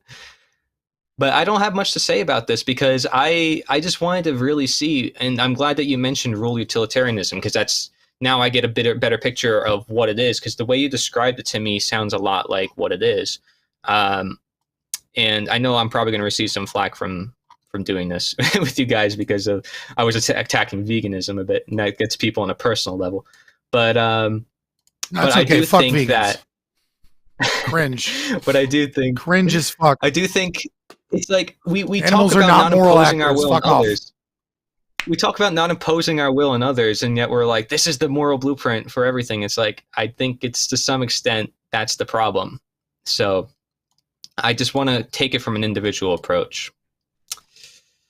I do not have the channel links for the people on the screen right now in the description, but I will do so after the stream is over. For now, if you guys want to drop them in chat, you're welcome to. Some people are asking for them. Yeah, it's Fabian Liberty everywhere for me. Like youtube.com/@Fabian Liberty, twitch.tv/Fabian Liberty. Twitter's Liberty_Fabian, but if you search Fabian Liberty, you'll find it. As for veganism, I'll just point people to a video, a debate I did with somebody, where I made the case that moral veganism is pathological altruism. You're welcome to check out that video on any of my channels. Veganism for other reasons, I don't give a shit. Live your life however makes you happy. But if you're making a moral claim, then that's pathological altruism. So, and I make that case in another video. Anyway, all right, cool. So very interesting. Let's get into it. Thank you. Let's get into comments and questions. The first thing is that over the course of this whole live stream, there's been a bunch of chat on both Float, Odysee, and YouTube and all the other platforms, debating dictionary terms. And one person said the number one warning sign of a possible problem is when people arbitrarily change the dictionary definitions that were with us for hundreds of years. In moral philosophy discussions, in any of the philosophical studies, definition changing and refining is very common, because when you're on the edge of understanding different concepts, sometimes you're limited by language. There isn't a word for every concept. I know this might be surprising for people, but there is literally not a word for every concept you can think of. Language is a descriptive labeling of concepts, and concepts are near infinite. The language is not. And so sometimes you have to, in a conversation, really just blatantly, arbitrarily redefine a word to try and communicate what the hell you're thinking to the other person that you're having philosophical discourse for. Language is, I always say, and this is my thing that I say, and because it makes a lot of sense. Language is a lossy thought compression algorithm. I don't give a fuck what the dictionary says. What's important when I'm talking to somebody is what concepts in their head are they trying to vibrate the air in a way that will transfer those concepts into my head, and vice versa. Focus on what the other person is trying to communicate, not the labels that they use to try and get those concepts into your head. I don't care what the dictionary says. And if I need to redefine a word to communicate something, I absolutely will. The only thing, in Casimir's defense in the comments, and then I'll let you guys give your thoughts on this, is that when you manipulatively or subtextually smuggle in definitional changes for words, that's a problem. That's a red flag. Cory, do you have any thoughts? No, I totally agree with that. Okay. Yeah, Scott, I would go a little complicated harder on that second part. The other thing I would say is, to definitely be careful that some people like to smuggle in, redefinitions. And also, wonderful resource. Check out Webster's Dictionary 1828.com, because sometimes the colloquial language ends up changing the meaning and utility of a word. And it's very nice, I think, to be able to look at, like, what did this word mean in an 1828 dictionary? What does this word mean now? To kind of see how words have changed over time. And also, be careful of people that are trying to redefine a word as a means of getting you to agree to an argument. or getting you to agree to a concept that you don't actually agree to because they've changed what a definition means. Especially when, and I don't mean to shit on the left. I love shitting on the left. I don't mean to shit on the left, but like your postmodernists, your deconstructionists, your critical theorists, and individuals that are captivated by that philosophy do this really often, right? And Rampantly. so it's really important, right? It's really important to recognize, like, what do you mean by that? And it's okay to be a bit of a dick when you see it happening and cut them off there and be like, what do you mean by that word? But Yeah. That was going to be my follow-up, was that exactly with your experience debating a lot of left people on Twitch, you definitely run into that quite frequently. Outlaw Barber donated $5. Thank you, sir. Outlaw Barber is a Passio Natural Law supporter, so I appreciate your support of the stream. He says, thanks, Patrick. Great content. Hope you are well. Thank you, sir. I appreciate it. Alfredo says, this is from way earlier in the stream, but it was fucking hilarious. He says, don't undersell yourself, Patrick. You can lead thoughts if you want to, THOTS. When we were talking about being thought leaders, he's like, you can lead thoughts if you want to. Hell yeah. The Zubrooks I have a lot of experience with that on Twitch. You come over to Twitch, there's a lot of that. There's a lot of thought. Don't go there. It's painful. It's just a bunch of battleground. All right, it's a battleground. It's a and there was cringe fest. no real libertarians there. That's why I went there. Right? I've had a lot of yeah. I've had a lot of chats, and none of them have been in hot tubs. But goddamn, that's everywhere on Twitch. But it's just chatting apparently. Yeah. Well, now they have their own section, but yeah. Oh, they do? There's a hot tub stream section? Yeah, Yes, pools, yes. hot tubs, and There is. something like that. Nobody streams in it. So here's how it works on Twitch, right? Here's how it works on Twitch, right? Twitch is a snowball effect. There's no algorithm for discovery. The better you're doing, the more viewers you get, period, right? Because more people see you, the better you're doing. And so what ends up happening, and they don't have targeted ads, right? And so what ends up happening is people have figured out that dudes will pay attention and simp for, attractive females, and so there'll be a meta, which is like a gray area that you can get away with doing sexualized content and like pretending like it's not sexualized content. And then what Twitch will do is they'll ban someone for 3 days because they don't want to lose their money. And then that person will get a bunch of free advertising and they'll come back to the platform more popular than they ever were before. And Twitch gets to be like, see, we did the right thing. Right. And so what ends up happening is they'll create a new rule and they'll like put it in its own category. But the category was never about hot tubs, right? It was always about how can we be in a gray area and be in a normal section and captivate 13-year-olds that are using mommy and daddy's credit card to donate us money for our softcore porn.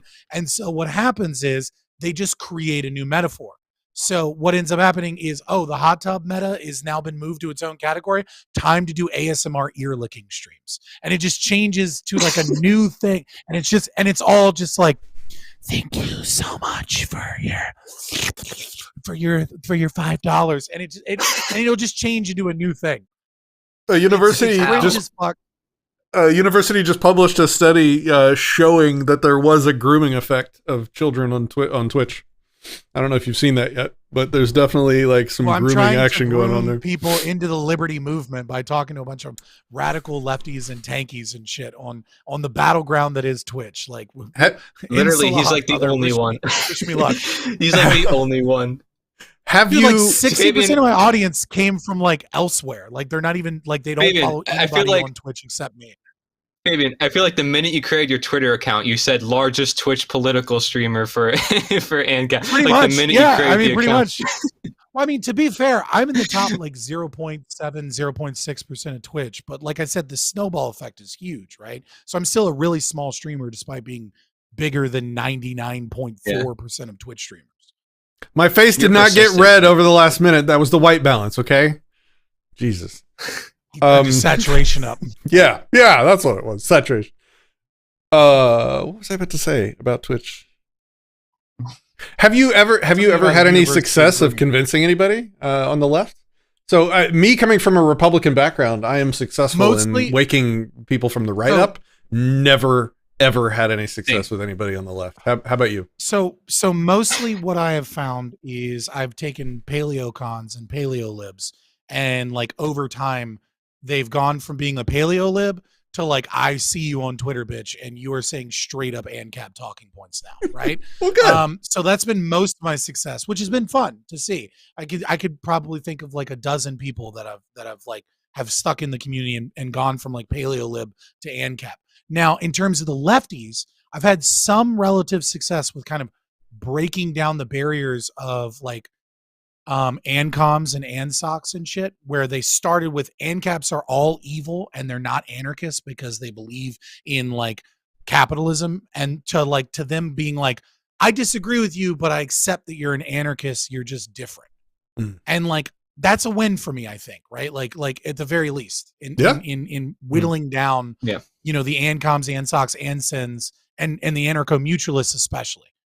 Once a year on Twitter, I post that anarcho-capitalism is the only anarchism, and they really like that. That's really successful at changing their minds. Yeah, dude, they get so mad.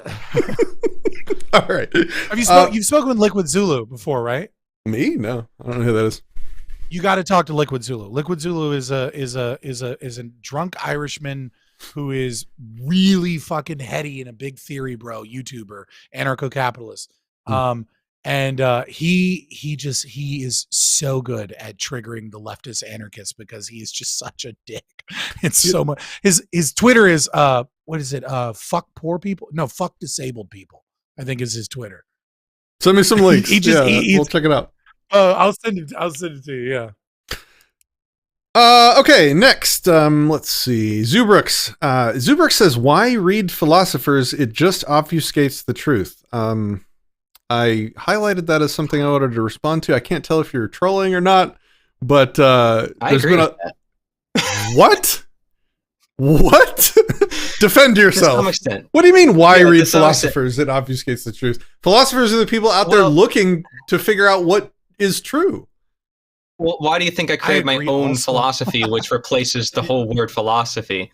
So say it again. I know this is very... I missed it. Why do you think I created my own philosophy, which replaces the whole word philosophy? Now, I know this is going to be very controversial, and I know philosophy just means love of knowledge. Well, I mean, of course, I love knowledge. That's what it's about, but I wanted to make it specific, so I called it naturosophy, which is the study of nature, you know, the knowledge of nature. So I think it's more specific. The reason why I did that was because then you're not looking up to people for your source of authority or morality or truth, because those things are the same in my view. But basically, you're looking, or nature. I'd say nature is truth as well. But basically, you're not looking up to man for those answers. So people of the past, I mean, they're irrelevant. Like, they're temporary. I'm irrelevant, basically. I put myself down. I put ourselves down and encourage the individual to think for themselves, to come up with their own conclusions based on their own natural world, which we all share. So it's still technically looking at an objective source, but it's looking at an individual subjective self, right? So it's a little complicated, and that's why I have a 10-hour presentation about it, because someone also asked, like, what is natural and unnatural? You're not going to like my response to that. And I know you asked me somewhat on our last interview, but I'm probably going to receive a lot more flack than I'm out. Stuff, because I'm applying morality to more than just behavior. Let's just say that. I think morality should apply to everything, which is going to be already a red flag. Number two, I make the appeal to nature by saying that what is natural is what is right, which is also like a huge red flag. And I'm aware of there's actually a fallacy named after it. Like, yes. Okay. And I made a video dedicated to it. So you're just making a brute fallacy and standing on it like you're right. Like, what are you doing? I'm not standing on it. I'm putting it to the test. I'm putting it to the test, and people can think for themselves. Well, I mean, Hume refutes it immediately. Sorry, go ahead. No, Hume's right. The natural fallacy is perfectly fine. You can't derive an ought from an is. But I would say I kind of agree with the idea of, like, don't read philosophy, it obfuscates the truth. And I mean this in, like, the smallest way, right? What I would say is, I think if you don't have a good foundation and you dive into the bad philosophy, you will fuck your brain up, right? Like if I find a normie and they start reading Hegel, right? Like, they are going to fuck their brain up and come with insane conclusions, right? So what I would say is, like, read philosophy, sure, but, like, I think you should start with, like, fiction that has philosophy woven into it. And then I think you should start with like a good foundation on concrete things, right? So read Adam Smith's Wealth of Nations, right? Read things that look at reality as reality is, right? That are informed by good philosophy. And then you can start reading philosophy. And I would say like start with Aristotelian philosophy, because like if you just start reading philosophy that you don't really understand and you don't have a good foundation for, you're going to come out more fucked up than when you went in to begin with, and more confused. And I think you're going to have bad ideas. So I would say like the I disagree, now. but with a caveat of like slight agreement, right? I look at the philosophers now. I just think that individuals are born with the ability to reason and think for themselves, so they should use it for themselves and make their own observations. And then they can take it from there to other philosophers and start to get a better understanding. But it's up to an individual what they want to do. But I think for well-rounded learning, eventual capacity for reason. I'm not sure what you said, but I couldn't hear him either. What'd you say? Yeah. Oh, shut up. I would just say man has a capacity for reason, sure. Capacity, That doesn't mean that they have good philosophy in them. No, but I think that they can seek it out for themselves, and then from there they can start to look at others. Because if they're from the minute they're born, like they are in their school system, taught what is to think, then they're not really thinking for themselves and how to think. And I think that is something that nature, for the most part, provides with people. It's just discouraged because of the man-made systems around us. So I often really talk about the natural versus the unnatural in my talks and such, and that's why I know it's slightly different from a lot of other philosophy, which is why I decided to name it its own whole thing. But I think it concerns the future world with technology and everything else, and that's why Scott, some people will call me a narco-primitivist for that, but I have no position saying that we should just go in the woods and live, with trees and no man-made inventions. I'm not saying the man-made is by definition unnatural, but my advice is if people want to get into philosophy, start with studying logic. Like study how to reason correctly. Figure out what the different types of arguments are, how to spot bad arguments, and then maybe start reading some of the philosophers, because you'll be able to find out, you'll be able to check when they're wrong and call out the fallacies and the holes in their argument. And then if you want to have like a field day, once you know what you're doing, read Rawlsianism. It's the most convoluted, insane, air quotes, philosophy I've ever encountered in my life. And it is the most contemporary and widely held right now, actually. So if you want to read something terrible that has an effect on your life because a lot of politicians and their ilk are convinced by it, go read Rawlsianism. Okay. Just don't start with Leonard Peikoff, because you'll hate logic. Tyler Schuler says, smash that like button. There's no other conversation like this on the internet. Patrick, you're awesome. Thanks, Tyler. Appreciate you. Mike W says, for the purposes of these types of discussions, is violence considered different than using force to defend oneself? That goes back to the words and definitions thing that we talked about. What's not important is what the dictionary definition of violence is. What's important is what the person trying to communicate it is trying to communicate. When they say violence, do they mean initiatory aggression, or do they just mean harming another body for absent any justification or reason, like his example of shooting somebody that was breaking into his house? What's important is not the definition of violence. What's important is what he's trying to tell us. I always try and... Dude, you should have Go ahead. You should have a video, like you just press the play button and then just automatically, because you just said that before. Like I say it like every show. Yeah. I would say for my contention with the word usage there, right? Despite him being an insane, possibly white nationalist, super masculine gay bro, Jack Donovan's "Violence is Golden" is an amazing article, right? Separate the art from the artist, because Jack Donovan's wild, okay? But Jack Donovan's "Violence is Golden" is a great article that I think really does a great job of summarizing what I mean when I say that, like, playing loose and fast with the term violence is something that I find problematic. Where are you located? The chat is actually... I'm in Virginia. I'm in Virginia. Oh, okay. What'd you say, Cody? People are... Someone said tribes in the Amazon would disagree with you, Cory, but then and then someone else said we have Amish communities and they're doing good. They live primitive by our standards. All I'm saying is that I'm not an anarcho-primitivist. I don't use those labels. I don't even call myself an anarcho-capitalist, even though I agree with basically all of it. It's like the whole Amish thing. Like, yeah, I think it's all great. I'm just saying that I don't go by those labels. That's all I'm saying. Like, I'm not saying that everybody needs to leave their man-made inventions, because what is man-made is not by default unnatural.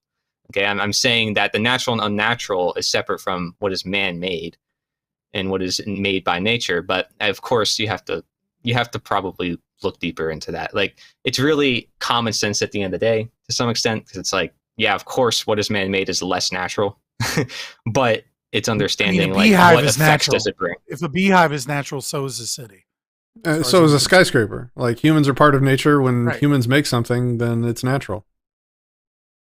It's so generalized, though. That's the issue. So, and when humans have to break it down, and when humans harm other humans, that's also natural. Oof. Yeah, but it's like. So the reason why I made this philosophy and why I call it philosophy is because it makes you want to learn more and more and more. There's never an end, because there's a nature to everything. Everything has an individual nature. So like, you're talking about a city which comprises of cities with like buildings and skyscrapers and people. And there's so many aspects. Those are all separate natures you'd have to address. And that's why I made a 10-hour presentation about it, because it's not a simple thing to study, which is why I just made it there for people who like to learn. That's all. Cool. All right. Sounds like Play-Doh. I want it out of here. Tyler Schuler. Similar to him. Tyler Schuler says Mark needs to have a conversation with Patrick without going nuclear. I love Mark, but he needs to come on and defend his position. Well, that's not going to happen. And I mean, okay, look. Like, again, I'm here to refine libertarian philosophy. If he changes his mind, he's always welcome. Casimir says, question for Cory. Would you or should you steal 1 penny to save the entire known world and all the poor children crying for you to save them? I mean, obviously, like, yes, but like, but what do you mean save the whole world? Because if you're stealing 1 penny, you're by default harming somebody within said world. So like, it's self-contradictory. The whole, that's why they're asking the question, because it's a contradiction set up from the default. Your answer was yes? No, well, it was like, no, because they're trying to trap you from the very beginning, like by asking that question. I don't think it's a trap. I think they're saying the ends justify the means. I mean, that is literally utilitarianism. So like, the problem is that person is still within the whole world. And if you keep allowing or legitimizing that one action, then it's going to continue to aggregate and turn into chaos, which is what we have in today's world with statism. People, again, like justifying violence for this or for that.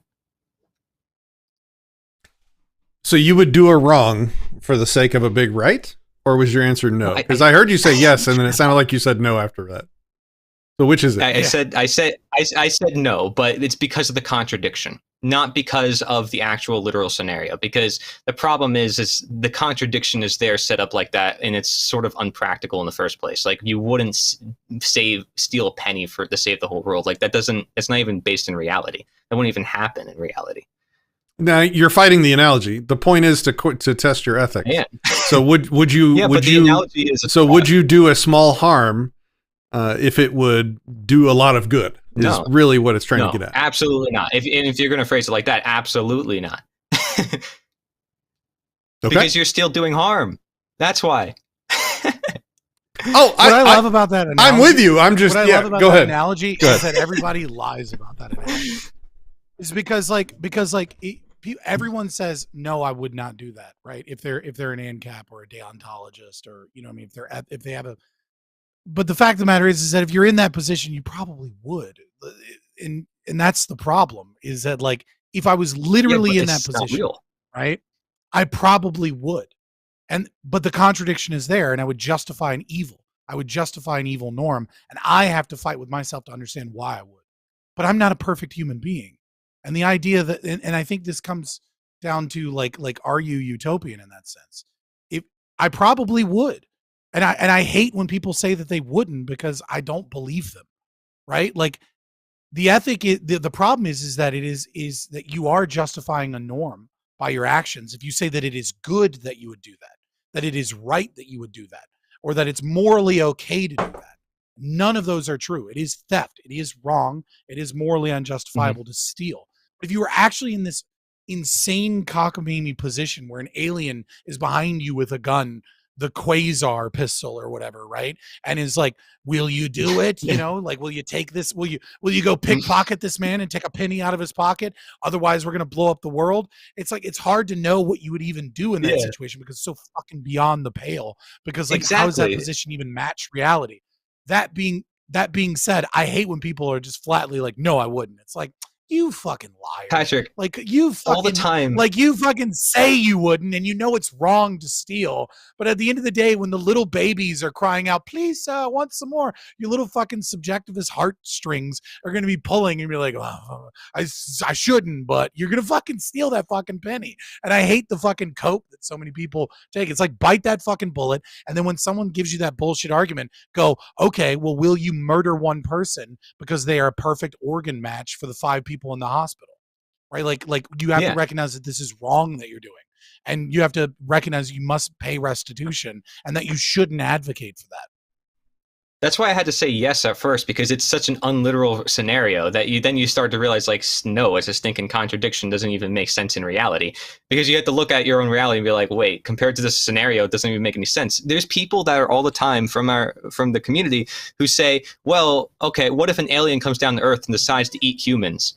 Are we justified to eat other animals? This is what some vegans tell me. This is one of their arguments. And I really don't think that holds sound at all in philosophy, at least the way I looked at it. It's like, what are you talking about? First of all, the scenario is not even real. It's relying purely on faith. And the aliens would be more advanced than us, so they would have a better ability to reason with us, so we can probably reason with them. Like, there's so many other things they don't even look at because they're trying to fit in an agenda. They have a narrative. And so often with those analogies, people have a narrative or an agenda. That's the whole reason why they say it. So that's the problem. You need to stop. I would suggest that you stop trying to fight these analogies. The whole point of these edge case scenarios in philosophy is to boil down the situation into something super simple and narrow, and to raise the stakes of either choice such that you can really refine what your principles mean and what you would actually do. So when you talk about, that's really unrealistic. When you say that's really unrealistic, yeah, of course it's unrealistic. But the point is to get to the bottom of your principles and to cut away all the fat and figure out what your principles actually tell you to do and what you would actually do. And the best also, for the record, sorry, I just want to clarify. If you change the question to ought you, my answer is different. The question was, would you? Right. That's also true. I don't like people that just accept contradictions, pretty much exactly like what Scott was doing. So the best example of this, or maybe another example of this, is the famous flagpole scenario. You're on the balcony of a 20-story apartment, and you fall over the edge of the balcony, and on your way down, you grab the flagpole of somebody else that's sticking out from somebody else's balcony, a floor below, and you're hanging for your life, desperately clinging to the flagpole. And the property owner steps out onto the patio and he says, "Get off my property, you're trespassing, let go of that flagpole right now." And so you have a choice.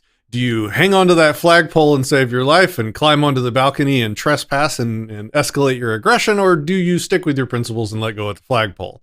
Which would you do, Cody? Cory is my name. Well, I wrote down Cody. I apologize. Cody.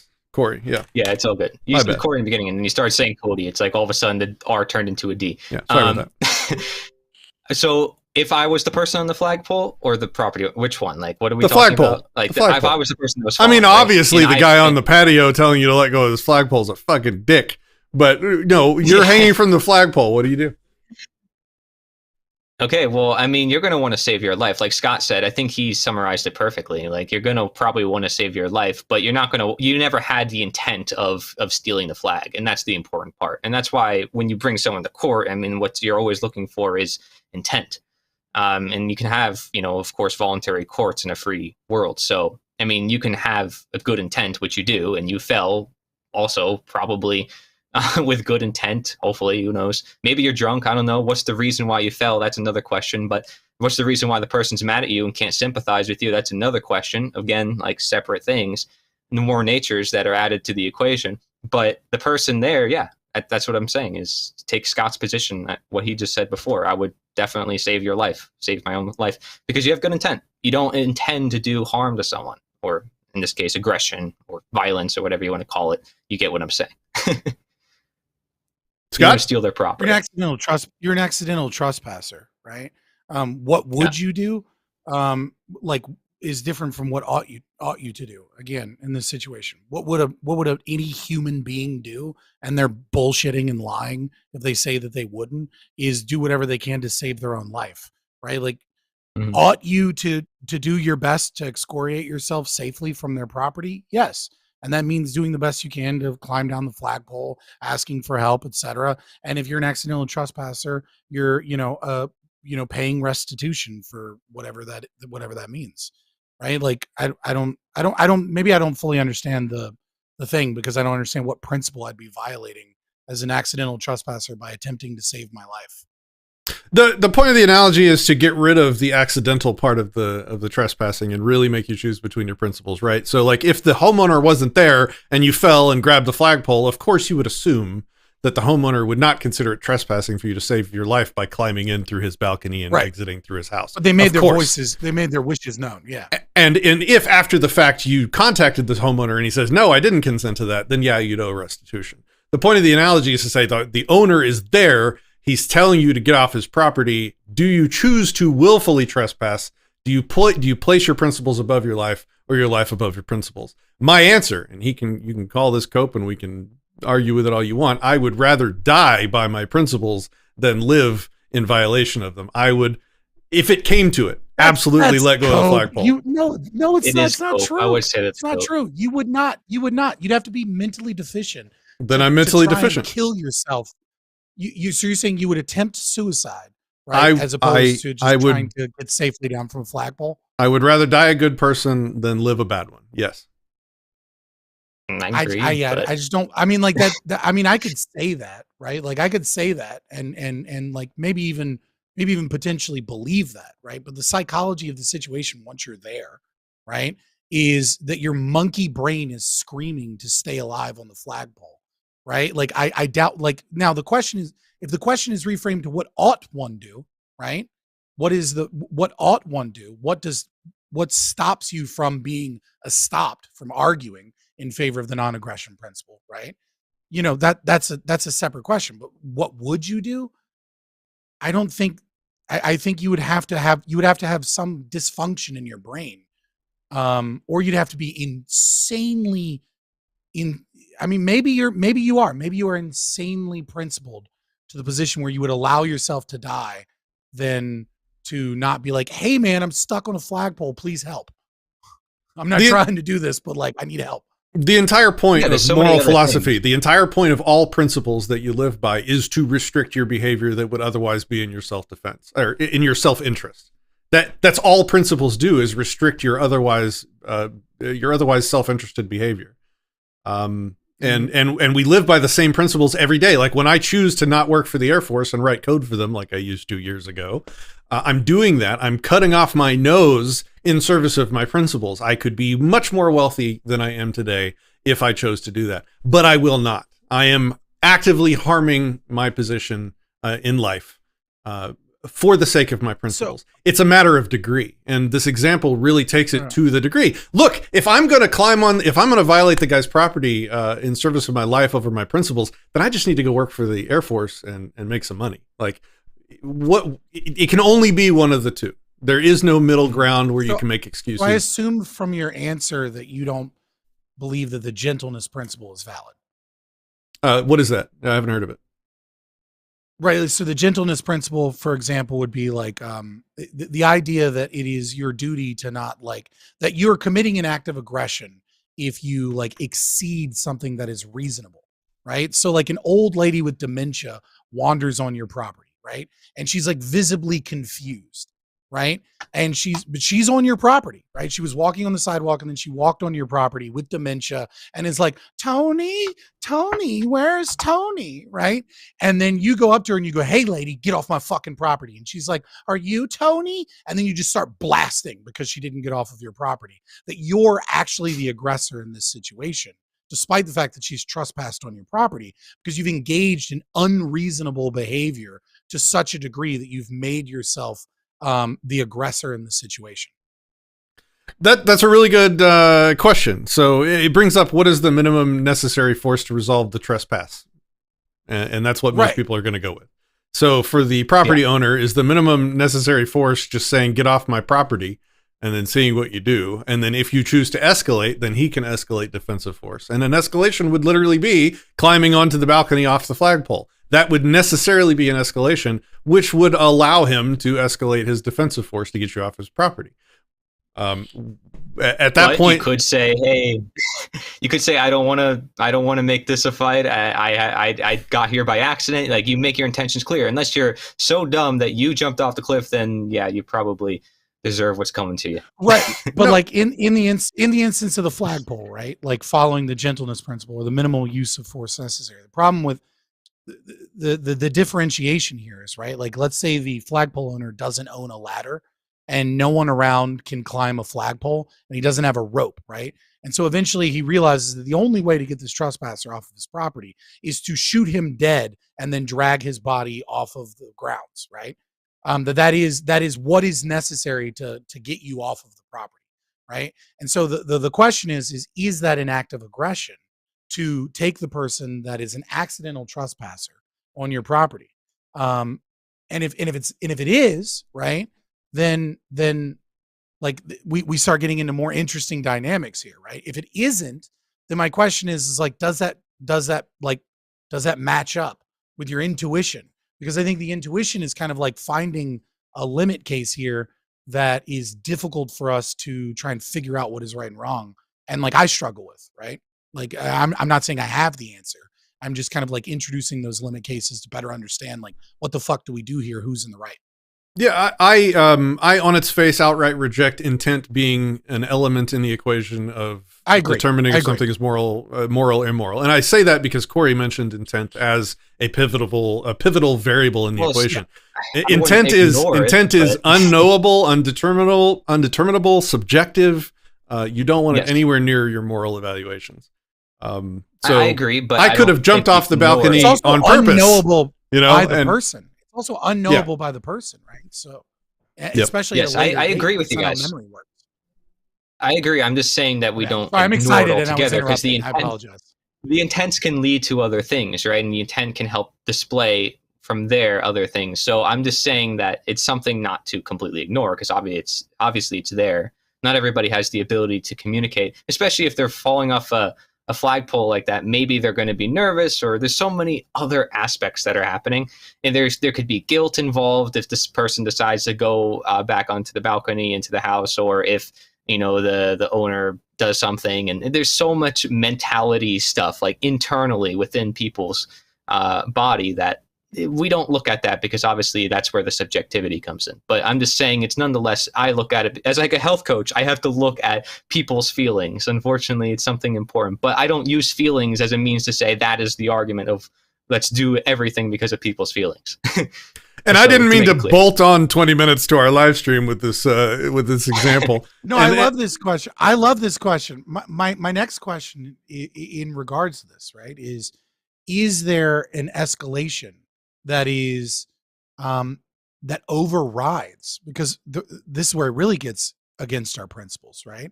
That overrides the sole right of the private property owner. Because I don't think there is, right? The flagpole belongs to the private property owner. And if you say, the means that is minimal to get rid of someone is not allowed in some capacity, then what you're doing is you're diminishing the sole right of the private property owner on their private property. Right. And so if you're saying, well, no, you can't shoot the person to get them off of the flagpole, then what you're really saying is you're justifying the moral claim that the private property owner doesn't have exclusive control over his property. And so that's like, that destroys the entirety of the justification for private property in and of itself. So it's a very tricky question. I mean, I like the flagpole example. Yeah. But ultimately, I'm not killing myself. Like, we'll figure something out. Well, okay. I Fuck mean, off. so I did a video, and people can look this up on my channel, called David Friedman Flagpole Scenario Doesn't Go Far Enough, which I dive deeply into this, and I guess we can do it here or not. But the extension of the scenario is, okay, you deem it an okay and acceptable aggression to climb off the flagpole onto their balcony in violation of the express wishes of the property owner, and you consider that small aggression justified somehow. What if he Is that aggression? It's definitely trespass, which I would consider a form of aggression. But I'm attempting to excoriate myself from your private property to the best means I can. It's not aggression even if you say don't go on my balcony. It's not really aggression because I'm already there and I'm attempting to leave your property. How is that aggression? I'm accidentally trespassing. You're escalating the trespass by entering into the property more deeply. So like the next step of that, you can continue and escalate it. So the next step is, okay, he's now standing in your way and he's saying, get off my property. And you're on the balcony. And what do? Do you shove him aside and go in through the door? What if he points a gun at you and says, no, you don't get to come in my property. This is my home. You don't get to come in here. Get off my property. Do you use force? Do you shoot the guy to go in through his house? Like, to what extent will you initiate or to escalate the property aggression up to including murdering the guy to save your life? Like, if principles are out the window, where's your line? It's just, this is arbitrary at this point. Right. But now he's kidnapped me. What? How have I not been kidnapped? If I'm dropped, the guy has done nothing but tell you to leave. How are you calling that kidnapping? Right. Because no. If you can accidentally trespass, then you can accidentally kidnap. If I'm accidentally end up on your property by no volition of my own, right? Then and I'm on your property now, and I'm doing the best I can to leave your property, and you're preventing me from leaving. No, by throwing up the best you can would have been to let go of the flagpole. That would have been the easiest, fastest, most expeditious way to leave the property, which is the whole point. We're fighting the analogy. I'm trying to keep us from fighting the analogy here. The best, most expeditious way is to let go of the flagpole. You can't eliminate that as an option because you value your life over your principles. That's the whole point. It's not the best way because you still have the possibility of the person understanding it was an accident. Like, it's not like that. That's fighting the analogy. Out the window. That's fighting the analogy. I mean, obviously, in real life, we would be like, dude, please let me climb in on your balcony. It was an accident. I don't mean to trespass. In real life, of course, you'd say that. And of course, the guy would probably grab you quickly to save your life. To go into all that is to just prevaricate, is to fight the analogy. He's not engaging in the minimum necessary force. What he is doing is demanding that you kill yourself as a means of excoriating yourself from your property, and won't allow you the safest, most means of getting yourself off of the property. He's kidnapping you. Your accident doesn't mean he has to let you use the inside of his home. Like, he has no justification. Like, you have no justification to enslave him. So then we go to the old lady analogy. I'm not. Look, I realize when I brought this up that I'm arguing on behalf of the incredible asshole that deserves to be ostracized from all of society for doing it. But it comes down to a simple black and white property rights yes or no question. He either has the right to use up to and including any necessary force to keep you from going inside of his home, or he doesn't. Okay, so do you believe that you can kill the old lady? Is it reasonable? If necessary. Is it an act of aggression to kill the old lady? An example would be if there's like a train, going 80 miles an hour outside of the property, and the old lady accidentally falls off the train onto my property. Do I have the right to kick her off the property, to escalate force until she is no longer on the property, even if it means being hit by the train that's encircling the property? The answer at the end of the day is yes. Am I an incredible asshole that deserves to be ostracized from all polite society for doing that? Absolutely. Would I ever associate with somebody that did that? Of course not. But that's not what we're talking about. We're in flagpole scenario. You built in your own mechanism. You built in your own mechanism in one scenario that defeats the argument in the other scenario, which you said, if necessary. It's right. You must kill the person by demanding that they drop from the flagpole that's so high in the air that it would kill you, or break their legs or whatever, as opposed to allowing them access onto your balcony and through your apartment. That's why I added the train to make them analogous, right? Because if the old lady accidentally wandered onto the property, telling her to leave would kill her.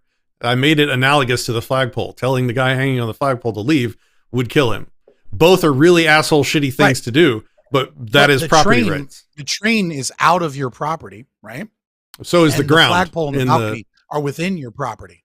The ground the old lady standing on is equivalent to the flagpole on the balcony. The ground that you would hit when you fell off the flagpole is equivalent to the train outside the property. That's what would kill you. How come? I was trying to make the analogy. One is in the property, one is out of the property. The train is out the property, and the ground is the ground that you would hit if you let go of the flagpole is outside the property. Like I don't get it within this analogy. Apartment building. Yeah. Oh, okay. Within this dropping. analogy. Oh, okay. Now because the person hanging from the flagpole lives on the apartment above, right? So the person that's hanging from the flagpole lives on the apartment above, and they fell off their balcony. So it requires you to make a volitional act of trespass in order to save your life. Yeah. Whereas, no. Now I missed the principal element of the argument. I apologize for that. Cool. I was thinking that the flagpole was your property, as was the balcony, and I'm like, what the fuck are you talking about? Let them get off of your property to the best means possible. That's an interesting position, right? Like, can you allow the? So I think you'd be committing a property crime, right? Like you would have to. I mean, I still think like most people would probably commit the act of trespass in that situation. I think you'd be that's what I'm saying. Like off in the head. That would be fighting the analogy, because then I would do all the escalations, right? I would be like, okay, well, if you're going to bite the bullet and trespass, then I'm going to up the analogy until it becomes extreme for you to do so. Because we're putting the extremeness of death on one side of the analogy and ignoring the extremeness of all the other stuff we could do if you chose to trespass. Would you push the guy aside? Right, would you shoot the guy? Would you mow through his wife and children on the way through the apartment? You're establishing a moral norm. Exactly. You're establishing a moral norm that trespass is okay so long as your life is in danger. So and it's like, okay, well, everything is now. What else is okay? Right. Yeah. No, I understand. This is an interesting analogy. I would have to say that one ought not do that, but our monkey brains would probably not let most of us do that. And I would still think like you're probably a weird type of person if you would legitimately kill yourself as opposed to climbing onto a balcony to save your life. Like, why would you, you're committing seppuku? Again, like the scenario is set up like this, but this is a real world example, which is kind of, I like this one, which is why it's more hard to figure out, because it's like, this is something you actually have to deal with. It's not like an alien coming down to Earth. It's like, how am I supposed to handle that? So, but this, I think the problem is like, this is why socialism and communism, you need to give it a little credit. Okay. Now I know that you guys are gonna be like, what are you talking about? Well, okay. The reason why I say this is because the thinkers back then that were called socialists and communists, even though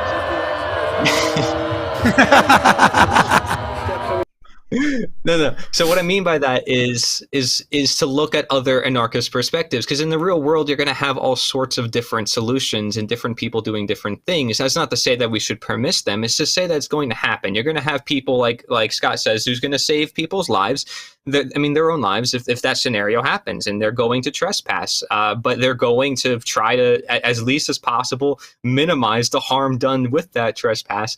If they care about that individual and that homeowner. And that homeowner, why aren't we ever questioning the fact that he is being mean about it? Why aren't we questioning the fact that he is not caring for the person that fell off that balcony? That is a question that we haven't really addressed here, which is like, if you want to be holistic, and again, I take this from a health point of view, you have to look at the whole problem and everything about the problem. You know what I mean? Because otherwise you're ignoring one part of the problem. If that part of the problem is just going to keep growing, you have to look at the whole problem. Okay, the person's trespassing. That's bad. But the person's also threatening the guy that is trespassing by accident. And that's also bad. It's like, you have to understand. Well, what? Telling someone to get off your property is not threatening them. That's defense. But it was an accident. The intent behind the crime is immaterial. Well, that's what we were talking about earlier. And it's very rare that trespass is accidental. You're fighting the analogy. It doesn't matter that it's rare. The whole point is to make you choose your principles or your life. That is the entire point of the the which is saying there's so many solutions, you know. Of course, but you're fighting the analogy. Your principles or your life. Have you because in reality it would be fun. Have you heard of the ferry boat analogy, both of you? I've No. heard of the life raft, not the ferry boat. No. So I'm a ferryman, right? I take people across the water, right? The water is owned by company A, doesn't matter. It's private property, right?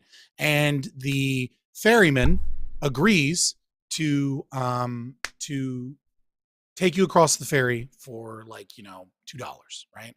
But then they decide to just kind of like evict the contract halfway through, right? Can they evict you if there was some form of prior agreement, right? That they would take you across and just like throw you into the water and let you drown because they changed their mind? Can they pull out of a contract and that would kill you? Just curious. It's not an exact 1-to-1. I'm just curious on your opinion on that. Yeah, I had a good conversation with Stefan Kinsella about contract law. So if you would want a contract that included a breaking clause. So if you chose to break the contract, what would be the up to and including, if you're going to cause somebody to die, maybe you get to die, or something like that. Like Right. no one would sign a contract that would allow somebody to do that. But I'm fighting the analogy when I say that, and I recognize that. So you would just want a penalty clause in the contract that was sufficient to prevent somebody from doing that, up to and including like I agree. Something like you. So I think Yeah, go ahead. Sorry. So I think the reason I state that is like, not only does this analogy, the other level of analysis of this analogy is like, why the fuck do you live in an apartment, right, where there aren't rights enforcement agencies and there aren't contracts, right, that allow for these scenarios to Sure. begin with, right? Yeah. So like it almost like the analogy itself is like, you almost have to accept your death on the flagpole because you were so fucking retarded that you signed a contract in an apartment building that lives in some form of covenant community or something that doesn't already have in the contract, like that says that, like, you have access in the event of life or death emergencies to other people's property within the apartment building. Totally. Granted on all counts. Absolutely. Yeah. The whole point is to just make somebody confront the question: are your principles worth more or less than your life? That is the entire point. And most people never think about it in those visceral terms. And that's the whole point, is to get people to think about it. That's all. I think people like to believe that their principles are worth more than their life until they're in a life or death situation. I can see that. Yep. And they like to tell people that it's life or death until you're in kill or be killed. And then all of a sudden that monkey brain kicks in and you'll do a lot of crazy shit. I cannot and I think people lie to themselves. Well, I mean, you can claim I'm doing all those things, and I can't know because I've never been in the situation. I'm saying I believe, to be fair, right? I'm not saying like I know for a fact you're lying. I'm saying I believe that people think that and will state that. But when it really comes down to it, there's a lot of crazy shit human beings will do once that lizard brain kicks in. And speaking to the other side, I know that I have a lizard brain, and I know that it can kick in and take over. And all I can say is I would definitely try to control the lizard brain even in that situation, and fall to my death being proud that I lived my principles while I could. I'm with you. So that's all I can say. Though, I know that I already know what would happen in that scenario. Okay. Sacrificing myself. I'm sacrificing my kids. We just spent 40 minutes on flagpole. Fuck yeah. All right. Anybody awesome. Fuck yeah, dude. I'm happy. Anybody want to say anything about that? I got 2 more comments, and I guess we're done here. Thank you. I'm so glad that I connected you guys together, though, because this has been very interesting for me. I haven't got to have like a deep moral discussion with anybody like online and, about these topics. So it's very cool. All right. Tyler Schuler says, question to Patrick: do you believe vegans are better anarchists because they don't take life to sustain their own, as far as do no harm to others, even animals? I haven't watched your video yet. I think moral veganism is pathological altruism. What does that mean?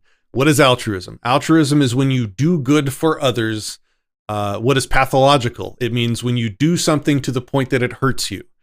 So when I say that moral veganism is pathological altruism, I mean that if you're not eating animals to the point where you might risk your life, which is what a moral vegan would require, right? So even if you're in a survival situation, if you are a moral vegan, you will not kill and eat that animal. Otherwise, you're violating your principles, right? This goes back to that life or principles, which is first. If you are actually a moral vegan that is pathologically altruistic, you're trying to do good for this other being at the expense of your own well-being and health. And why is it pathological altruism to sacrifice yourself for that of the animals? Well, now we get into anti-subjectivism. Animals are not rights reciprocating creatures. They don't know, they can't comprehend, they have no conception of property, they have no conception of consent, they cannot comprehend, or even if they do, let's just say that we don't know, because it's always possible, null hypothesis, that animals can actually understand property and consent. They just don't communicate with us to let us know. They don't, in their actions, reciprocate property or consent. If I put a nut, this is my analogy, if I put a nut out on the table in my backyard, that is my backyard, that is my table, that is my nut, I own all three, the squirrel will come and take that nut, and he will not ever ask me for permission, or even through actions respect my property rights to that nut. In so doing, proves himself to be one of the many entities, some humans included, that do not reciprocate property rights with me. What do you do with people that don't reciprocate property rights with you? Whatever you want, because they don't reciprocate property rights with you. You don't have to respect their property rights. Exactly. To put it in, you're not stopped from doing anything back to them. You are not required by any logic to respect the rights of somebody that doesn't respect yours. People and animals included. If people don't respect your property, I don't care what you do to that person, because they're not a rights reciprocating creature. And that just goes for most animals. And I'm sure there might be outliers. Maybe there's a really smart dolphin that maybe can reciprocate property rights or something. You know, it leaves, maybe an alien comes down from space that's actually as advanced or more advanced than we are, and they're able to reciprocate property rights. Fine, respect those property rights. But to do it for creatures that can't comprehend or don't actively reciprocate property rights is altruism. And to do that altruism to the point where it damages or endangers your health is pathological altruism. That's my veganism argument. Oh gosh. Someone said you don't own anything. I'll just add. That's interesting. So I do want to add before you add. I did a reading of Murray Rothbard's, I think, what was it? His one on For a New Liberty, where he has a chapter dedicated to the rights of animals, where he basically says what you said, you know, even using some natural law stuff part of it, but it's basically the same conclusions. I also read from Objectivists' text, and they said basically the same thing as well.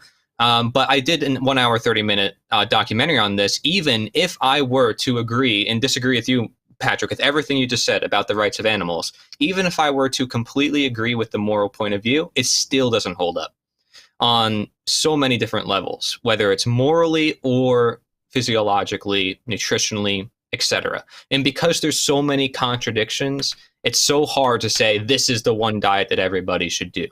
And that goes for pretty much every single diet, but especially when you apply morality to it. Yeah, Scott, I think just to add to that, a little bit, because, you know, to take the argument further than just the ANCAPs, right? Animals cannot make valid propositional moral claims.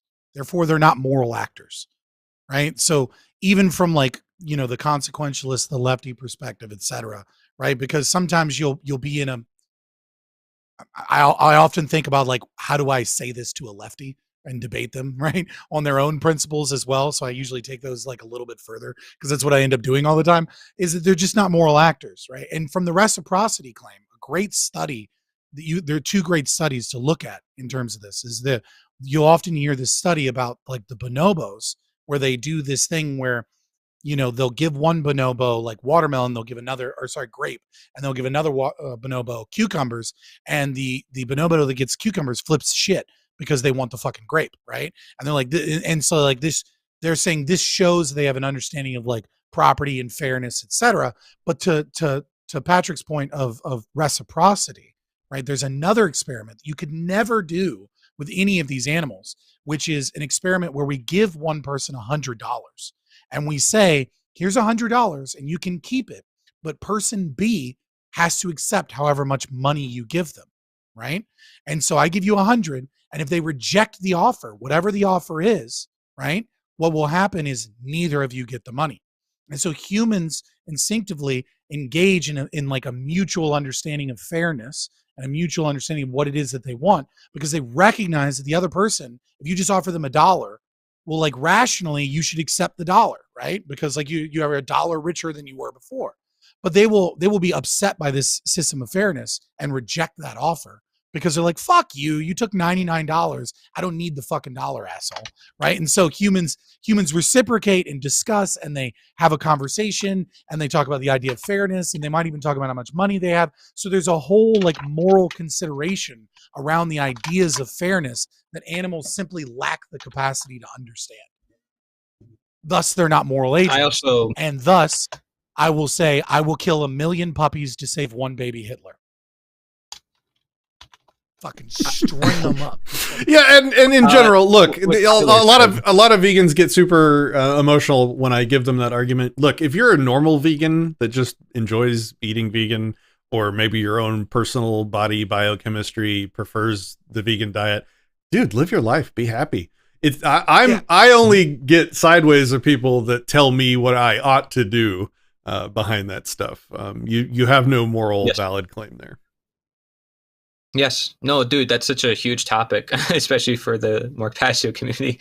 But I do want to say that Tyler said the Inuits diet is mostly whale and sea creatures, and a lot of the diets of the tribes and stuff, raw animal products. And in fact, I actually have tartar right here. But I eat raw animal products pretty often. And so does a lot of others in this community now, because I showed it to them and brought this perspective to them. They're realizing how healthy it is, how healing it is for them. And it has every, nutrient you need. There's over 15 nutrients you can't get from plants. And I can go into diet more than anything else probably, but I don't on my channel, because I think talking about statism is more important, frankly. But 5 controversies is enough, okay? We don't need to piss literally everyone. Yeah, right? But raw animal products, just saying, it is illegal in many different states. There's a reason why it's being attacked. Just saying. Interesting question for you guys. I often think about where my lines are when I limit the topics that I'll discuss, right? And I try and limit them to the big mass superstitions. And I always call out the 3 big mass superstitions: God, government, and family. And I really focus on government because it's the one of the 3 that intrude in my life most consistently. And every time I venture off into, God and family, it turns off a large section of the viewers. And so I go back and forth on... Or cops. Yeah, cops. Yeah, that's another interesting one. Well, I mean, that's government. But right-wingers that are like paleo-lib get mad and they leave, and you're like... Oh. Yeah, so like I try and make my stand in the world for truth in all forms and the dispelling of unjust authority in all areas, but I definitely do try and focus more on government. Do you guys have any thoughts on that? I don't have an issue with government. I have an issue with the state, right? Like I have no issue with covenant communities or voluntary governance where voluntary contracts were signed. That's what I meant. Yeah, but yeah, I figured that's what you meant, anyways. In terms of God, I have a weird relationship with that one, right? Because I don't really have an issue with the Christian anarchists, so long as they're voluntarists, right? So long as they recognize, and I don't have an issue so long as they recognize that that the non-aggression principle has to be followed, right? And I think the covenant from the the 10 commandments, the covenant from God, thou shalt not steal, is a really important one, right? And so I don't necessarily have an issue with the Christians. In fact, I think some of the most anarcho-capitalist societies in the world are Christian communities, right? Like the Beachy Amish, for example, the Mennonites, right? These are the closest we have. And so I kind of have to question, like, why is that? And I think it's because they seriously take the commandments from God. Now, there is this weird feeling I get, that I don't know how to put my finger on it, on the way indoctrination of children exists within Christian communities to things that I don't think are necessarily the most healthy, right? But I can't put it into a morally unjustifiable position. And so I don't know that I have the right to use coercion or force to presume them to be kidnapped by a philosophy or education or rule system that I don't personally advocate for. So I tend to stay away from the God one because as much as I think they're wrong in a lot of their prescriptions, personally, I don't see how I can prove them wrong in my position. Let's see. At least from the anarchist position that I'm working towards, like what it is that I'm attempting to promulgate. He's So holding this up is a a book book that's yeah. Go ahead. It's a book that definitely inspired a lot of what I talk about, called Radical Abolitionism, Anarchy in the Government of God and Anti-Slavery Thought. The reason why I wanted to show that is because he was mentioning Christian anarchism. If you look up a lot of the people in this book and people associated with Lysander Spooner or the abolitionists at the time and all the ones that I talk about, you're going to find Christian anarchism labeling them for all their ideas, because they called themselves no government men or no governmentists. They didn't call themselves anarchists explicitly. Even Lysander Spooner didn't even call himself an anarchist. But nowadays, everybody looks at his stuff and says he's an anarchist because of his views. It happened a lot in the 1800s. So I do want to say, yeah, they're partly responsible, greatly responsible for creating freedom. And the reason why I think that is because they focus on morality. And that's why I don't talk much about economics, even though I know it is still important, or talk much about philosophy, even though I know it's kind of important and ties into morality. So there's economics, but like just morality alone is enough, because there's, again, like that contradiction inside the statist mentality of like, I can't accept this is true. I can't accept the fact that there's violence done here or there, and that I'm actually, honestly condoning it every time I vote and participate in the system. People just can't face that. So it's just a matter of like coming face to face with reality and having the Bible or the God or something higher to look up to, like, again, the natural law thing. It just helps people, especially when they're down in the deeps. And where do we see people go when they're in the jail system or down the deeps? They go to religion. It's not the best place to go, in my view. I'm not religious at all. Even though I study these guys that do religion stuff, I would call myself a deist because I don't rely on churches or books or anything like that to understand my connection to the world. And so, and I don't even have to say it's a God or a singular God or a particular type of God. But I know I would let people debate that for themselves, as long as they understand that man is not God.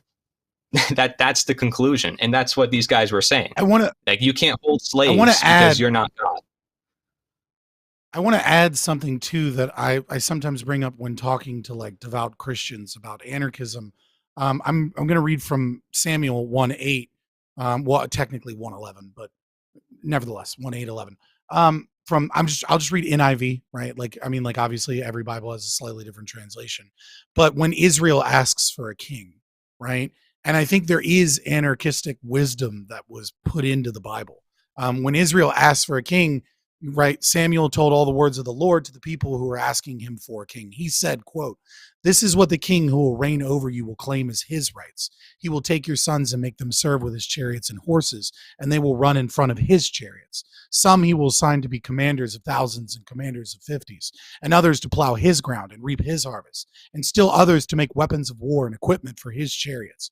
He will take your daughters to be perfumers and cooks and bakers. He will take the best of your fields and vineyards and olive groves and give them to his attendants. He will take 1/10 of your grain and of your vintage and give them to his officials and attendants, your male and female servants, and the best of your cattle. And donkeys he will take for his own use. He will take 1/10 of your flocks, and you yourselves will become his slaves. When that day comes, you will cry out for relief from the king you have chosen, but the Lord will not answer you in that day."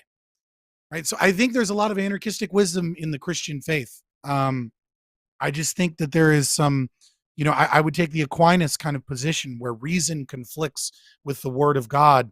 It's your interpretation of the word of God that is wrong, because, God gave you the kind of the logos, the breath, in the beginning was the word, and the word was God, and the word was with God, like the logos, the kind of That stuff is deep. paradox that is created there, right? The breath of life that is reason. And so it's separate from God and a gift from God.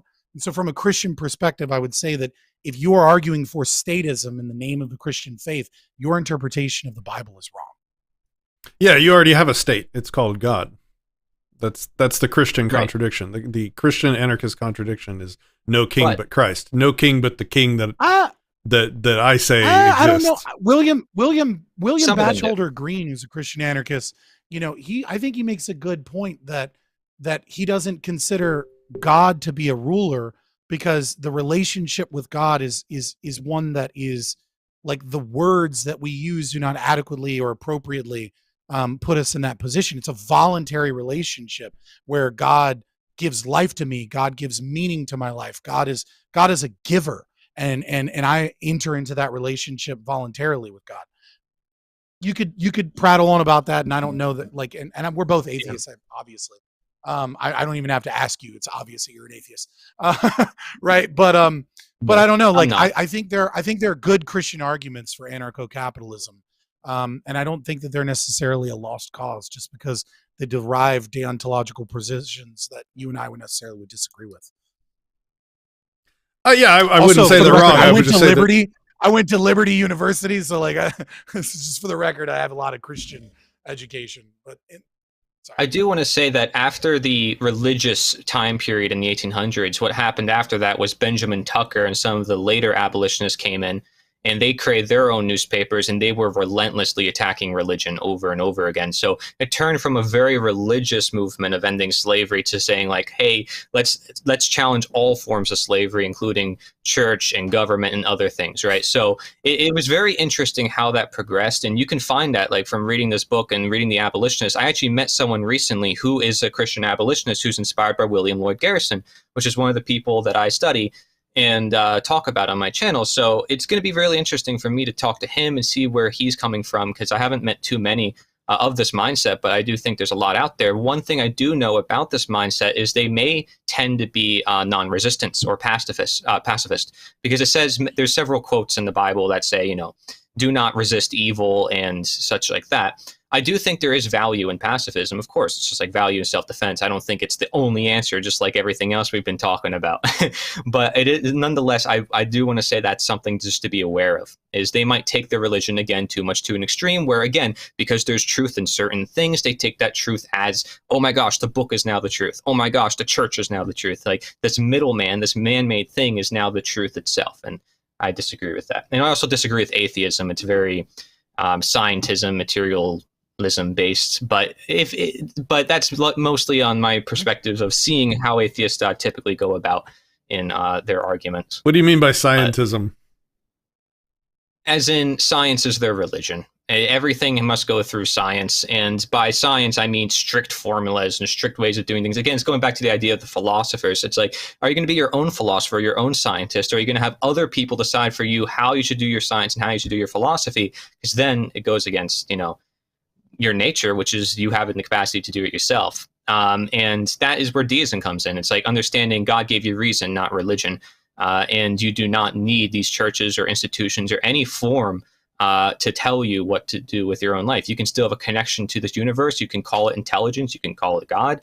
But you can recognize that it's there and that there's something greater than you that you don't know what it is. And maybe you have some aspects of knowing what it is because, well, there's a lot of research out there. And Thomas Aquinas, his stuff, it can barely understand. It's like text and text and text. I mean, it's really intricate detail. I'm not going to doubt the possibility. But I'm also going to, of course, look at the science too. I mean, there's science in religion. Religion also paved the way for science. But science is a methodology for studying reality. So if people are going to the point where they're like, trust scientists, then maybe, then you have a case to call it a religion.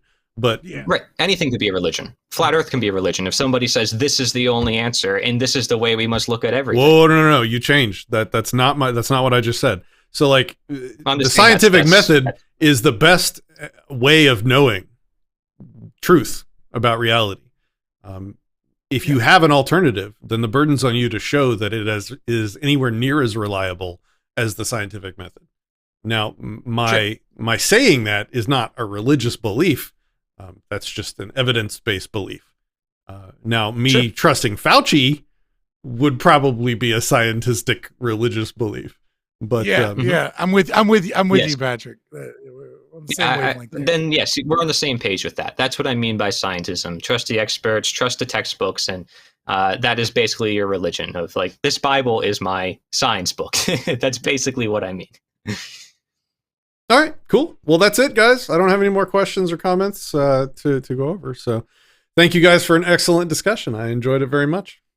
Cory, tell people where they can find you and shout out any platforms you want people to find you on. Well, I gotta first shout out the summit because you guys are a part of it. The End of Slavery Summit, just look it up. Should be the first result on most search engines, just not Google. But nobody should be using Google here anyways, so that shouldn't really be a problem, I'm assuming.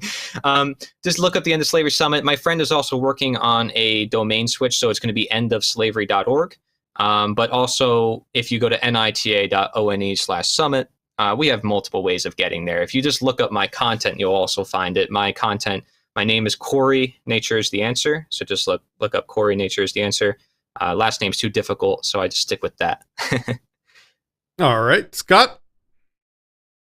Yeah, so I'm Scott from Fabian Liberty. You can find us pretty much everywhere. Not Odysee. Sorry, I picked Rumble, and I was like, this is too much for me to manage. All right, but yeah, we're Twitch streamers. So we're live Monday through Thursday, 7 p.m. Eastern till whenever we go. You'll find the content's a little bit different. The platform's a little bit different, right? I do engage in heady discussions and stuff like this from time to time, and I love them. But my content is a little bit more entertainment focused, news, a lot of debates, laughing, a lot of degeneracy. This is a little bit different. I use that as a means of like planting those seeds, right? You bring in the Gen Zers and the kids, and you tell some jokes, you tell some stories, you drop some little seeds, and hopefully they find people like Disenthrall, right? I'm fairly smart, but at the end of the day, I know my role. I'm a talking head and an entertainer and a debater. But yeah, so Fabian Liberty pretty much everywhere. We just went over 1,000 subs on YouTube. Not a ton of exclusive content on YouTube, but I do a lot of culture war stuff. A lot of psych soc is my background. I was a hardcore lefty, dragged kicking and screaming into libertarianism and anarcho-capitalism. And currently I'm working on the narcissism of wokeness, trying to kind of show how critical consciousness and critical theory promulgates a covert, vulnerable, narcissistic personality traits in individuals of the left, and what that means and how we engage with them and how we speak with them. Thank you so much for having me. I appreciate it. I appreciate having a good conversation. Great day off. You know what I mean? Like I don't have to stare at chat and worry about like talking to chat or entertain them or anything. Just cool to come in. I hope we can talk some more because I feel like we agree probably on a lot of stuff, but like this specific moral grounding one is like a discussion where we probably disagree a little bit because I'm hoppy in argumentation ethics and in my perspective. Sounds good. All right. So voluntary virtue to donate to charity. Feed the Need is coming up December 10th. Come out with us if you can. Donate if you can't. Anarchapulco is coming up. I'll be speaking there. And over on Anarchast, the Anarchast channel, we're going to be having a lot of interviews coming up with some of the speakers at Anarchapulco. So make sure that you follow over on that channel as well. Awesome. That's it. All right, guys.